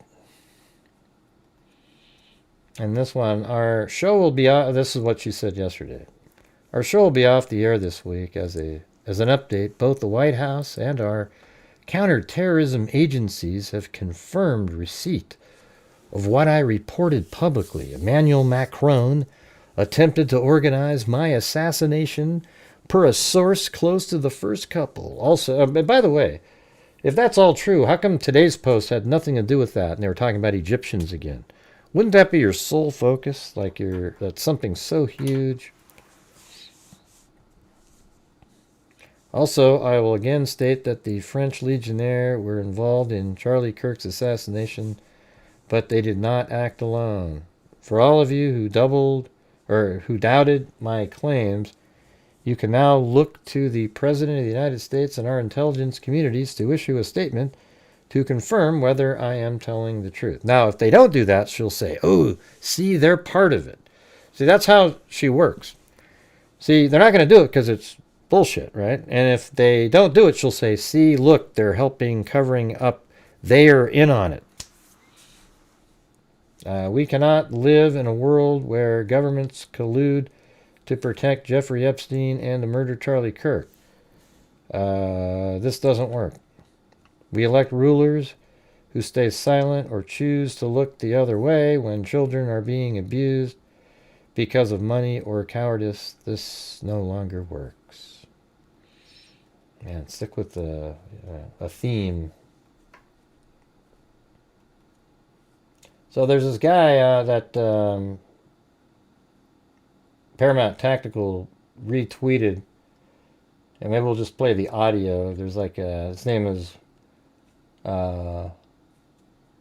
what do you meme? Or I'll put it in here. This is what his name is on Twitter. What do you meme? But hey guys, we'll try one last shot in here. Do you guys have the ability to help support the channel? We're hitting one of those massive lulls again where it's going to make it very difficult. I'd love to reach a goal heading into the holidays. All right, anyways, I'm going to play this audio over here. Whether she knows it or not, is one of the most effective. Candace Owens might be one of the most persuasive voices online right now. What she's really doing, whether she knows it or not, is one of the most effective persuasion formulas on the internet. Her videos on Charlie Kirk's assassination have averaged millions of views, and Candace is incredibly good at one thing: making people feel certain without ever proving anything. Right. So I sat through all 36 hours of her investigation so far, every clip, every theory, just to see what's really going on. And what I found were 5 tactics that make Candace Owens not just convincing, but dangerously persuasive. And once you see them, you won't be able to unsee them. Now, obviously, a lot of people feel deceived and gaslit by institutions, and in many cases, rightly so. But that's not the only thing going on here. If you've ever watched one of our episodes, you'll notice it immediately. The odd footage, the timestamps, things that don't line up, the screenshots that don't make sense, and the random people who suddenly seem suspicious. But she doesn't just give you one or two of these. Every episode, she throws out more than you can count. Nearly 15 in this video alone, sometimes over 20. In fact, I say that this is virtually the entirety of her episodes. She gathers anything that could look suspicious, even if it could be random or unrelated. On 9/4, Cash Patel as far as November and December. Then we have Frank Turek on October 7th. Well, Megyn Kelly. And with so many anomalies being introduced every episode, at least a couple of them will strike you as strange. And given the sheer volume of her claims, your ability to think carefully about any of them gets drawn out by the sheer number of them. By the time you start to think critically about one date, or rumor, or insinuation, she's already moved on to the next. So eventually what happens is you stop paying attention to the quality of the evidence, and you're overwhelmed by the quantity, leaving you to conclude that there's just simply too many strange things occurring for there not to be something more going on. This can be thought of as an anomaly overload. It's what happens when a flood of speculation starts to feel like evidence, and when the gaps in our knowledge become proof that something sinister is happening. What's going on here? What are Egyptian military subcontractors doing in the middle of Provo, Utah on the day that Charlie Kirk was assassinated? And even though she hasn't proven anything yet, within one episode, you've already moved on from curious to convinced. And all she had to do was to keep asking questions. The crime that you were not allowed to commit. Just asking questions. Okay, but her asking questions is exactly what's in question. If you listen closely to her podcast, often she is just asking questions, but in a way where people hear much more than just a question. Sometimes she makes the implications clear, as she did when implying that Donald Trump was involved in Charlie Kirk's assassination. I think it is a circumstance where we just know. We just know that he was truly betrayed in one of the most egregious ways that I think I've ever seen. It has made me lose faith in politics. It has made me fully lose faith in Trump. And my heart aches for the fact that he gave so much of his life to Trump and to politics. And they just were like, nope, that is it. He serves us or doesn't serve us, and we want to move on. And so here's a holiday. Bro, what is with them giving people a holiday after they kill them? As soon as they give you a boulevard and a holiday, they definitely killed you. Okay? There's no question. They killed you. But most of the time, she stays just short of an accusation. Her questions are often laced with heavy inflammatory suspicion, framed as innocent curiosity, while implying someone's guilt or their hidden motives. So what was the blue plane doing sitting on the tarmac? That's what makes her question so powerful, because it gives her plausible deniability. If her theory collapses, she was just asking questions. But if it turns out to be true, then of course she was right all along. And that has a powerful effect on her audience. It's the way that she frames the questions that makes her audience hear them as evidence for a conspiracy. So she doesn't need to directly accuse anyone, because she sets it up so that way her audience fills in the blanks for her. But questions aren't evidence of anything sinister happening. When it comes to actual evidence, it's how she controls the evidence that's one of the most important tactics that she uses. Take a look at this tweet from Blair White saying that almost no one has proved Tucker or her wrong. And the reason people can say this with so much confidence is because of the way that Candace handles evidence. I have it now on a very well-placed authoritative source. To start, when it comes to a lot of her claims, we simply aren't able to verify if they're true or not. She often cites unnamed sources, and we have no way of knowing who they are, how reliable they are, or what they actually said. We just have to take her word for it. So when people say to prove her wrong, well, most of the time you can't, because she hasn't provided any evidence that she's right. Now, I'm not saying she's doing this, but in theory, she could just be making it all up. This is why the burden of proof always falls on the person that's making the claim rather than the person questioning it. Okay, but here's where things get even more challenging. Even when we do have direct evidence showing that she's wrong, it still doesn't count. I mean, take a look at what she said about Netanyahu's letter from Charlie Kirk. He is severely misrepresenting. Those sentences are real, but I am calling upon Bibi Netanyahu, the dear friend to Charlie Kirk, to publish the letter's entire contents. Like, don't start with just 2 sentences. Publish the entire thing. you're holding it. I'm saying you're severely misrepresenting the content. Now, this is a common power move. She forces Netanyahu to choose between two options. He can either release the personal letter to the public or keep it private and look guilty. And when the letter was released and it confirmed exactly what Netanyahu said, it didn't seem to change her mind. In fact, this is the same tactic that we see over and over. She demands evidence, and if you don't give it, then you're hiding something. But even if you do give it, it doesn't disprove her claim. Instead, she treats the evidence as suspicious or even as more proof of a cover-up.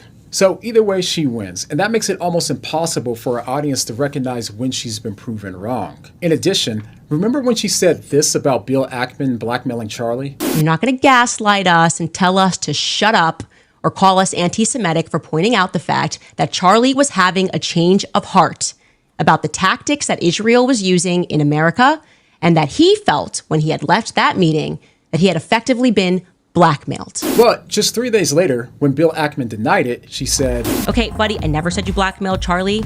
I asked you if this moment happened." So, yeah, so that's exactly what I'm always so frustrated with Candace about. Come on, you'll find It's not only, out. I think she's just absolutely pretending. I mean, I'm not even going to say I think. She's absolutely just tricking a massive number of people. And, hey, why'd that comment get deleted? What did it say? What happened? What was that? Didn't somebody gift who gifted me those channel memberships just there? Deidre. Okay. I think your comment accidentally got hidden for some reason, but I think Wild Bill accidentally hit something on his phone or something. But we have Dixie Hippie said, "Come on, y'all, $5 holler, let's do it." So what we were at 17, then 16, and then 5. That means we just need 11 more channel memberships, or 11 fives, and that'll get us where I'll donate 5 too. But anyways, this is exactly what I always tell people. See, that's why you can't debate conspiracy theorists, because they do it just like this. Notice how she shifted the claim and then frames him as the liar. And that's what we really see going on here, because the way that she gets you hooked is not in the evidence she presents, but in how she frames the evidence. You see, at core, humans are emotional beings, and we respond strongest to emotional arguments. And on social media, Timothy, nothing spreads faster than moral outrage. It gives us a sense of righteous anger, the feeling that we're on the side of good and standing against evil. And this is something that Candace has nearly mastered, because in every episode, she leans into moral outrage, not just about what happened, but about why more people aren't as angry as she is. And she regularly questions anyone that isn't digging into the case the way that she is. We all feel that something is spiritually wrong, and yet these people are trying to tell you that there's nothing to see here. Okay, but if you pay close attention, you notice that she isn't just assuming the very thing that she hasn't proven, that Tyler Robinson wasn't the shooter. She's also treating disagreement with her as a moral test. In her framing, if you disagree with her, you're not just wrong, you're morally wrong, or worse, morally compromised. People are afraid of... Yeah, I actually say that too, because I know in this case, Tyler Robinson is the killer. It's not like a... See, that's the difference. You can say that. Like, I think people who sit there and believe in conspiracy theories and sell them are morally bankrupt people. Okay, that you just sit there and go, ooh, it's a conspiracy. You know, every second of every day, a new conspiracy, and you believe the new one. I have looked at all the information in this case. I've been there. I've done way more than most people have in this case. And I can tell you that it's one of the strongest cases I've ever seen, ever. In all the years I've been doing YouTube. Yeah, it's just the strongest one of the strongest I've ever seen. And so for people to do what Candace is doing, literally are morally bankrupt. That's the truth. Because there's no facts in what she's saying. To disagree with her, not only because they're worried about being attacked by her and her fans, but they'll also be painted as immoral, naive, or corrupt. So whether she... I don't call people corrupt. I say you'd have to be incredibly naive. Like the arguments I have with people on Twitter, It's like arguing with a child. They're so idiotic. You know, I don't really know how to explain it. Intends it or not, she creates a powerful good versus evil dynamic. And that's why any disagreement that me or others have with her instantly turns into accusations that we're somehow being paid $7,000 by Israel. In their minds, the only reason that you disagree with them is because you're part of the conspiracy. You notice that she doesn't just argue a case, she creates a cause. And the result is what we see today. A fierce and growing community which keeps her audience loyal even when she has nothing more to go on than a gut feeling. I don't know, but I know. And this is when we get into another powerful tactic, spiritual attacks. I know. Hey, thanks, Timothy. Lately, she's moved a lot of her attention over to the Christians who don't 10 agree. more to go. And one thing that she really doesn't like is when Christians use scripture to point out what's wrong with what she's doing, as she made clear in her response to Frank Turek. Then we have Frank Turek, who engages in this same sort of act of psychological manipulation, in my viewpoint. And he defends Mikey McCoy.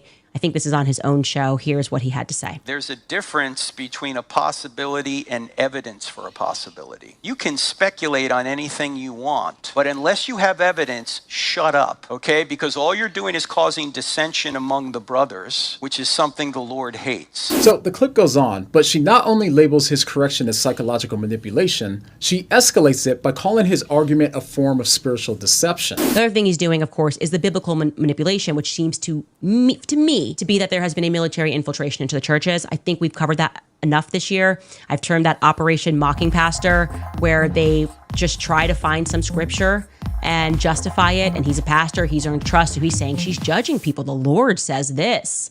The Lord says she shouldn't look into the trial. The Lord says she shouldn't ask questions. The Lord thinks that people should just shut up, right?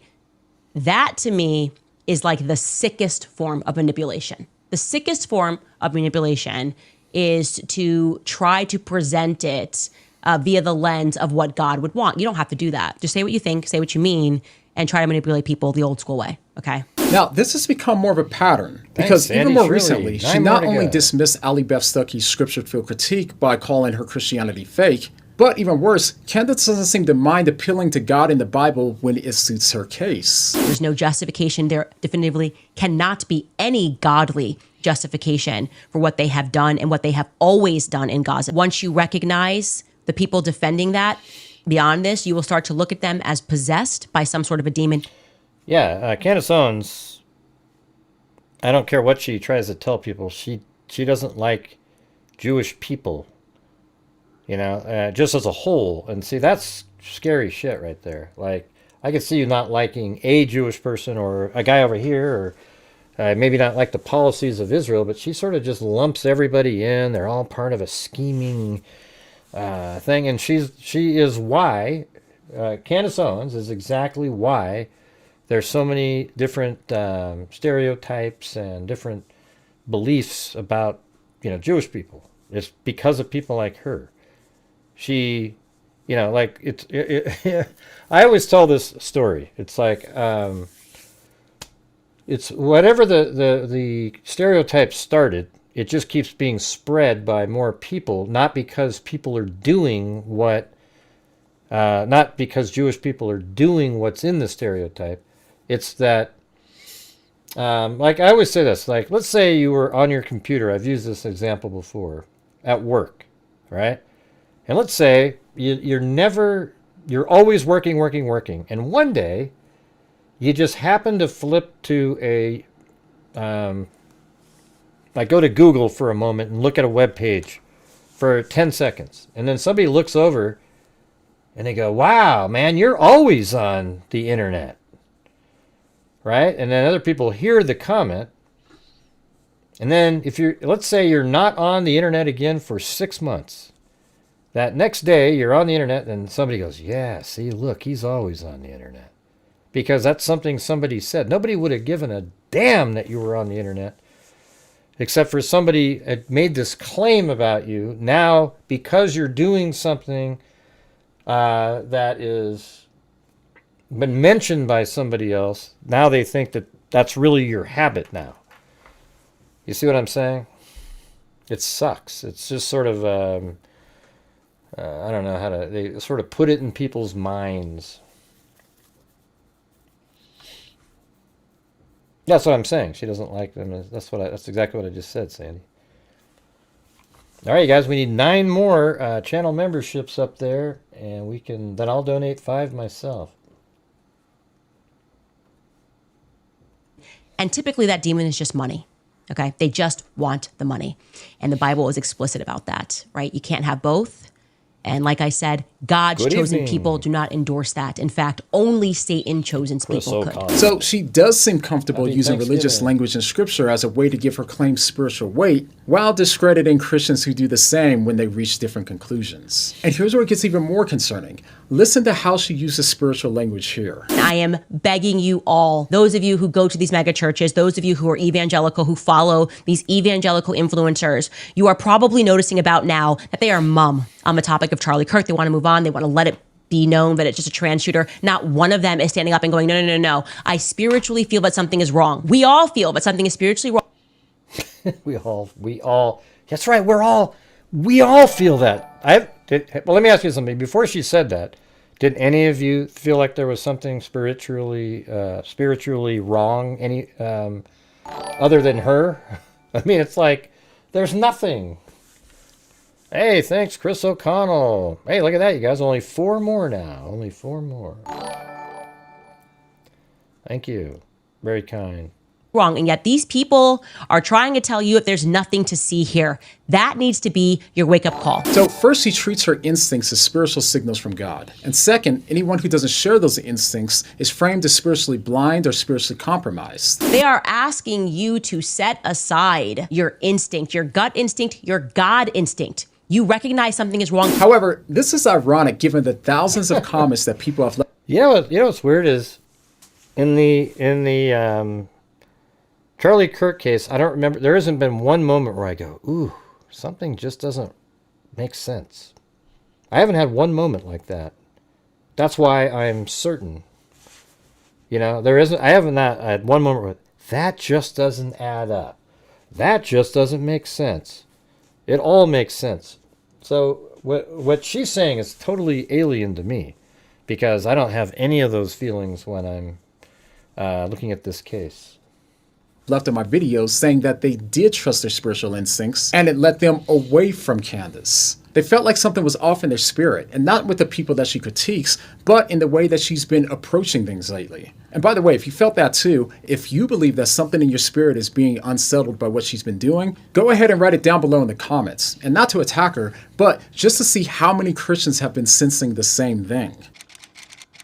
Meaning, yeah, her. So at this point, this has been going on for months now. She's currently made almost 40 episodes on this topic, and she keeps telling our audience that they're getting really close to solving this case. We are making so many discoveries in this case, and I have to tell you guys, we're getting close. I've got a feeling about that. We're close. We are now, I believe, extremely close to solving this thing, and their panic is making me think that we're getting closer to something, and that something is pretty big, and I just... Hey, look, I'm going to outdo Candace Owens right here. Listen, you guys, I have a feeling right now. Okay, listen, everybody. Hold on. You're not going to believe what I'm about to tell you. The Charlie Kirk case has been solved. Tyler Robinson is the shooter. Oh my God, everybody. But wouldn't it be better if I said, you guys, I'm really close. I'm really close. Look, come watch my show tomorrow. I'm really close. I'm really close. Oh, shit. Come on, you guys can do it though. Look at 4 more channel memberships, and we'll get there. We haven't reached the goal in 2 or 3 days now. I just sense that we're getting close. I sense that we are getting very close. We're getting low, very close, I think, to what actually happened on that day. But at the time of recording, none of her episodes have gotten us any closer to a single verifiable theory. And at the end of the day, Candace isn't the first person to confuse her moral instincts with truth, and she won't be the last either. The louder the world gets, the more that people will mistake confidence for credibility and emotion for revelation. But Scripture calls us to test every spirit, and we should. We should ask questions, especially of the voices that might feel righteous, and that includes my words just as much as hers or anyone else's. You can ask yourself, where am I letting emotion or outrage replace evidence and truth in my life? Because if we don't learn to recognize those tactics in the voices that we admire, then we'll never be able to recognize them in ourselves. And the moment that we stop testing what we hear is the moment that we stop noticing when we're being led somewhere that isn't grounded in the truth. All right, thank you guys so much for watching. I thought that was really good. You know, that was, I'm not sure if he's like a TikTok person or what, but, or just does Twitter. But yeah, that was perfect. That's exactly, you know, the stuff that always bugs me, and I think everybody else, are exactly those things. Always some sort of an inside source that she can't reveal the name. She's getting real close to something. Has a different conspiracy, literally every single day. So many of them.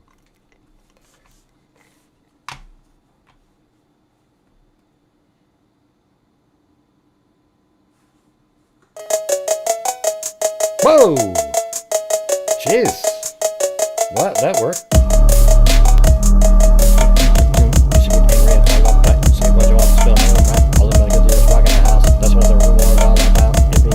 I think I missed the start of it. See, there you go. You got to hear the talk, the avocado dance. Gray is really close. There you go. Well, now it's there.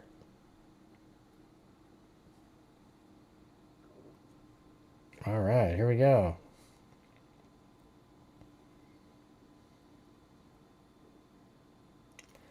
And by the way, for those watching right now, is there anybody out here that still has a question other than the ballistics? I'm not going to talk about the ballistics. We've gone over that a million times. Bullets do all kinds of different things.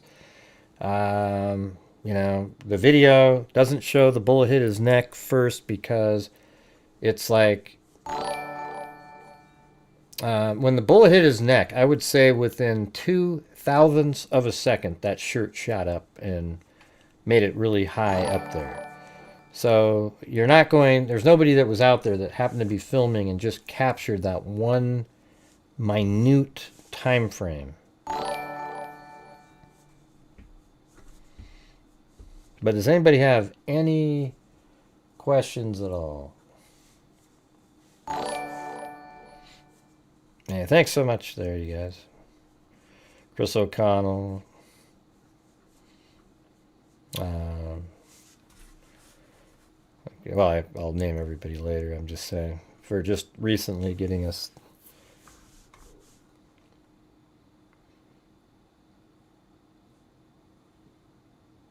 Does anybody have any questions? What's something that's still just, that doesn't make sense?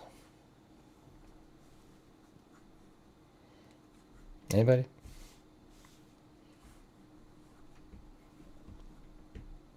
I thought tonight, it was only going to be like a 2-hour show tonight, but that was pretty cool to get like all those different stories in. And now you guys are familiar with the one with the missing baby, because, I mean, that one's crazy. I'm looking forward to seeing the probable cause document in that one. How about you guys? I think I'll do a whole show. Once we get that probable cause, I'm going to definitely come on and just go over the whole damn thing. And maybe that's when we'll come up with an org chart.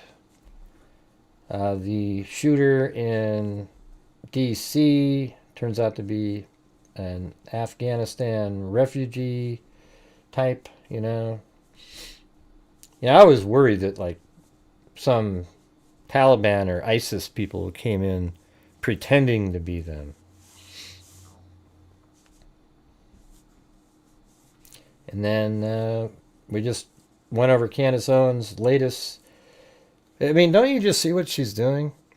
I mean, what makes her so huge that, like, the French government flying Egyptian planes with the help of the Israelis want to take out Charlie Kirk? Oh, and then, oh, by the way, Candace Owens as well. It just seems so, it's ludicrous, you guys. And I don't even mean, when I say seems, it doesn't just seem, it is. I don't like when I use words that are sort of ambiguous like that.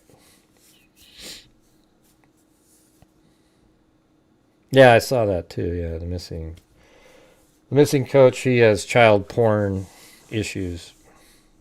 The coach that apparently was accused by a couple girls, that seems like it's worse than that. And then he took off. So I wouldn't be shocked if he's not even with us anymore, if you know what I'm saying. Like he drove his car into the water somewhere or did something. I wouldn't be shocked at all if he took his own life.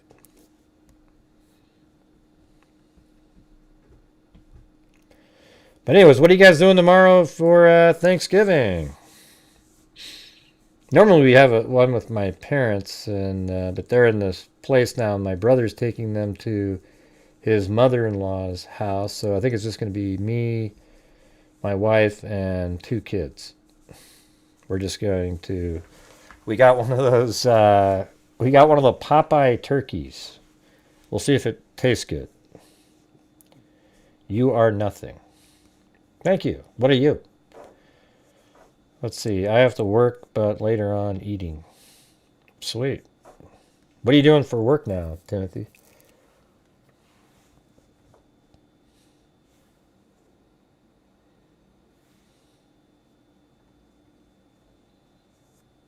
The Morgan guys are Slenderman body. Am is crazy. What? What are you talking about? What do you mean the Morgan Geyser Slenderman body am is crazy? I don't know what that means.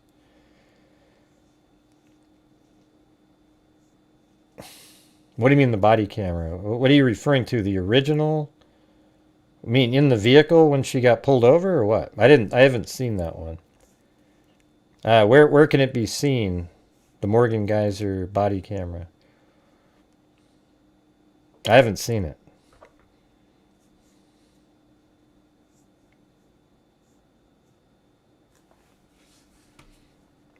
Let's see.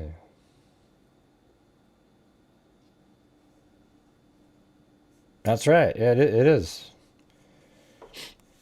I definitely need to... I mean, that 2 months where I couldn't walk, it kind of screwed me up. But today I got my... What am I at right now? 11,334 steps in.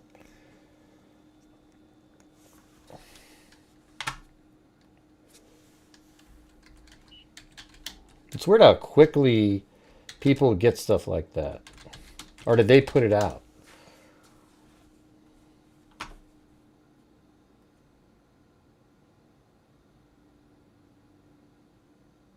That was Milwaukee Journal Sentinel. I mean, I don't think they own it. You know, it's like a...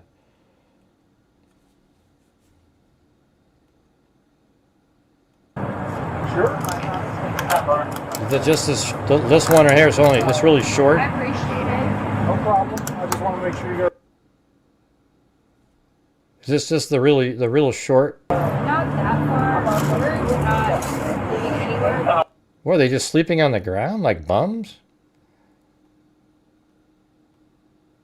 Wow. Not that far. We're not. 23? Yeah. How is he? She's transgender. Now this one's only 3 minutes and 38 seconds.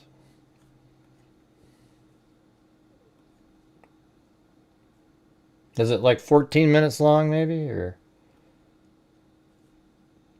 I see another one that's, I think it was 14 minutes long.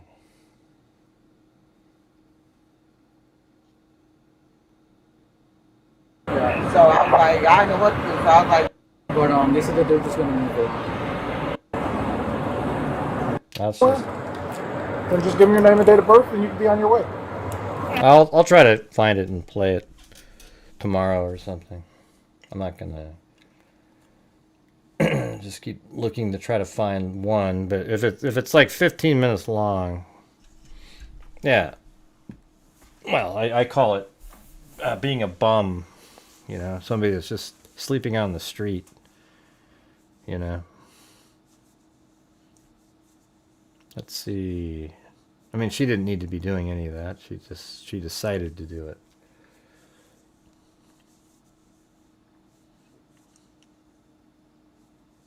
Yeah. All right, cool. Well, anyways, thanks everybody for being here tonight, and I hope you guys all have a great Thanksgiving. I don't see what you guys, nobody typed in what you're doing.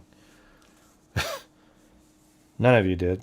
I think one person, Timothy Cecil, did.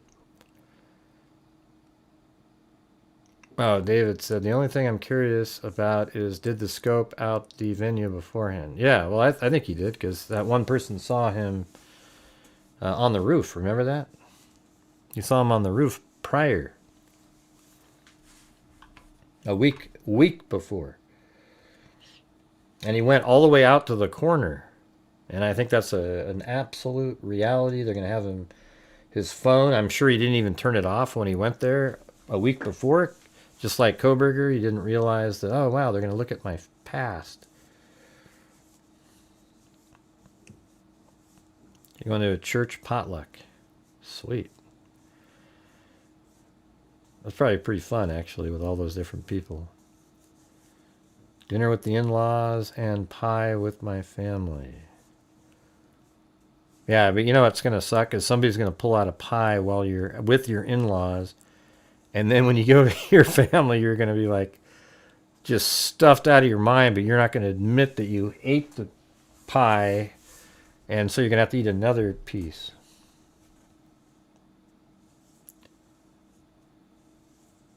Yeah, yeah.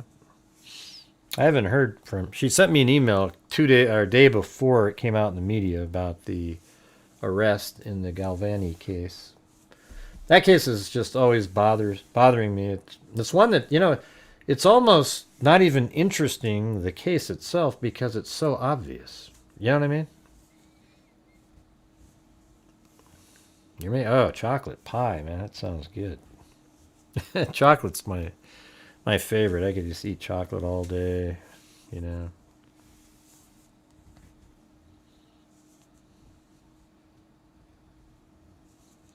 Dinner with, let's see, turkey thighs here with the hubby. Yeah, that's probably pretty good. Turkey thighs, nice and juicy meat, not dry like the white meat normally is.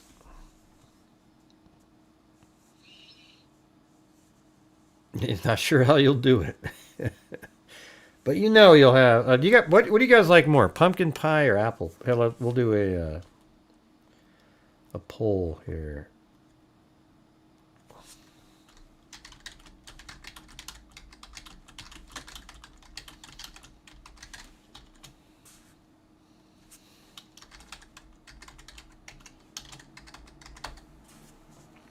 All right, there you go. Yeah, it's kind of like I like them both the same. They're totally different. That's why. Pecan, man. Ew, it's. Didn't even think of putting it on there. I hate it so much. And thanks, Dixie Hippie, for your generous help tonight. And Lisa Belson is, as always.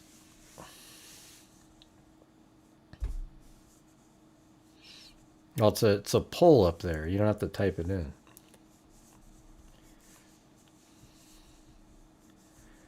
Pecan pie. Huh? That's a mean choice.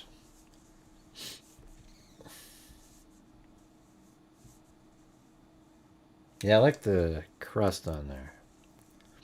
Wow, thanks, Chris O'Connell again. Wow, look at that, you guys. We did it. Wasn't as democratic as I'd like, but we made it to the goal and then some. Very cool. Also, thank you to, let's see, Lisa Valenzuela, TJ, and Eileen. Lisa got a coffee, Venmo from TJ, and one from Eileen, too.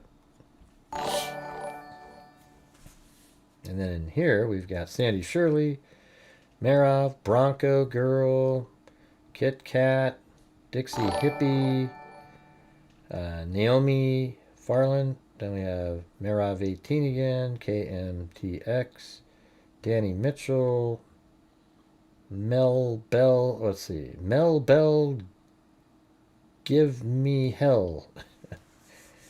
Something like that. Give 'em Hell, that's right. Mel Bell, Give 'em Hell, new member. And then Lisa Belson gifted 10, and then Dixie Hippie did, and thanks for gifting 10. That's a huge help there. It's basically, it's a cat eye donation. Then Dixie Hippie, then Lisa Belson gifted 5 more. Then Dixie Hippie gifted 5.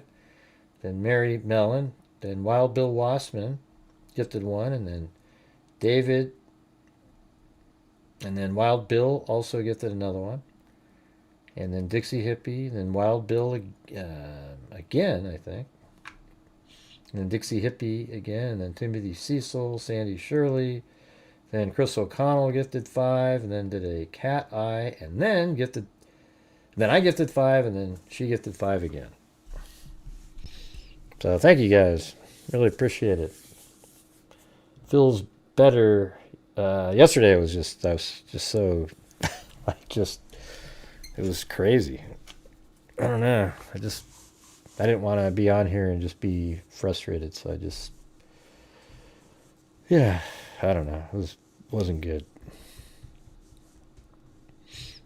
Banana cream pie. That is pretty good, actually. I used to eat it on Gilligan's Island all the time. Remember that?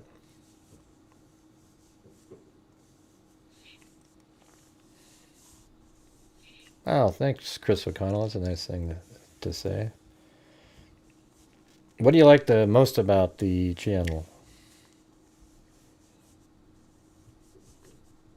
Why were you depressed yesterday, Lisa? Pumpkin on Thanksgiving, apple most other days. Yeah, I could see that. Like, apple you'd have on 4th of July, etc. But Thanksgiving's more of a pumpkin kind of.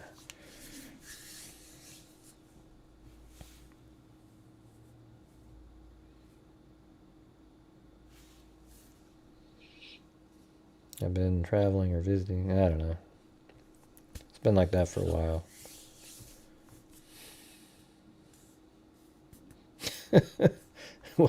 Why'd I make you depressed? It's just crazy. You know, the first one was it was 50 minutes long, and I think we got up to like $25 or something. And nobody was chatting. It was just like, okay. So then I came back on later, and it was like 15 minutes in, we're at, still at 0, and nobody's chatting again. So I was like, what the hell am I doing here? It was just like I'm talking to dead air, basically. And there was only 80 people. It was pretty weird.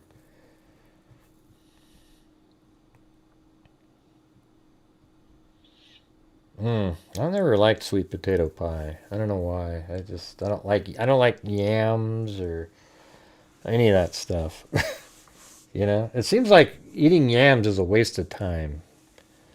Like you're filling your stomach up with something that doesn't really taste that good, when you could be eating the pies and the mashed potatoes and gravy, right? That's what you want to be eating, not the...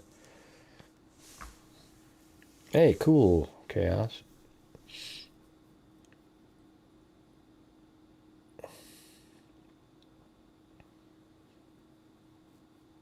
Yeah, okay. Well, I wish more people. I guess here's the thing, everybody. If you're somebody like me who's you're covering the cases, and like this one, it's obvious that Tyler Robinson's the killer. And when I do shows, it's really kind of a recap, go back over stuff. But I can't come up with like endless content. And so people move on to those other people who, because it's a conspiracy, can invent story after story after story, associate this and this and this, and pretend that they're on to something much larger, you know, and they're all sort of riding on Candace Owens' coattails, and especially the guy that does the Google Trends. He is just a absolute sleazeball, that guy. Totally fake. He's like a used car salesman, but man, people love it. It's incredible. So I wish people loved just facts and common sense, because it's way more entertaining, apparently, to everybody if you're covering nonsensical conspiracy theories.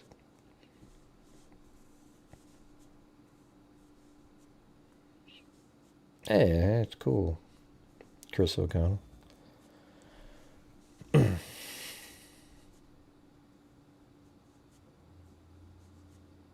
Karen is in the house. It's 5:35 in Donnerstag on the 27th. All right, you guys. Well, anyways, I hope everybody has a great Thanksgiving tomorrow. I don't know if, I don't know. It's possible I might come on late in the evening or something like that while we're all just stuffed out of our minds. Who knows? All right, but we'll see you guys tomorrow, okay? I appreciate you guys being here, and we reached the goal. And feels better to, get back up on into reaching a goal, because it's just been nuts lately. It's just so frustrating. YouTube. Apple pie joined in time for, find conspiracies funny. Right, but, they get all the views. Nah, I didn't see. I already watched the other interview with the same guy. So, anyways, thanks everybody. Really appreciate it. We will see you tomorrow. And who knows what tomorrow will bring. But, as I always say, everybody, until next time, be safe out there. Yeah, I've been doing this true crime thing for quite a while now. And during this whole time, I have not seen one person that is a crime dissector, thug rejector. I'm a certified human lie detector. Gonna get ya on a stretcher if you try and play me like an old projector. Crime sector is my nectar. Professor Greg is gonna give another lecture. Crime collector, freak connector, and I'm always gonna be a pup protector. Fool deflector, interceptor, and I'm meaner than a spectre with a vector on his pector. With all respect, y'all, just remember I've a temple fucking check-ya. I have no agenda, I'm no pretender, and I'll serve it to you straight without the blender. And in the end, I'm gonna send ya on a mission to reveal the true offender. Yeah, so I'll just get right back to work. All right, everybody? Talk to you later. All right, everybody. Have a great Thanksgiving. We'll see you tomorrow. Maybe. If we're not all passed out from the turkey. All right, see you later.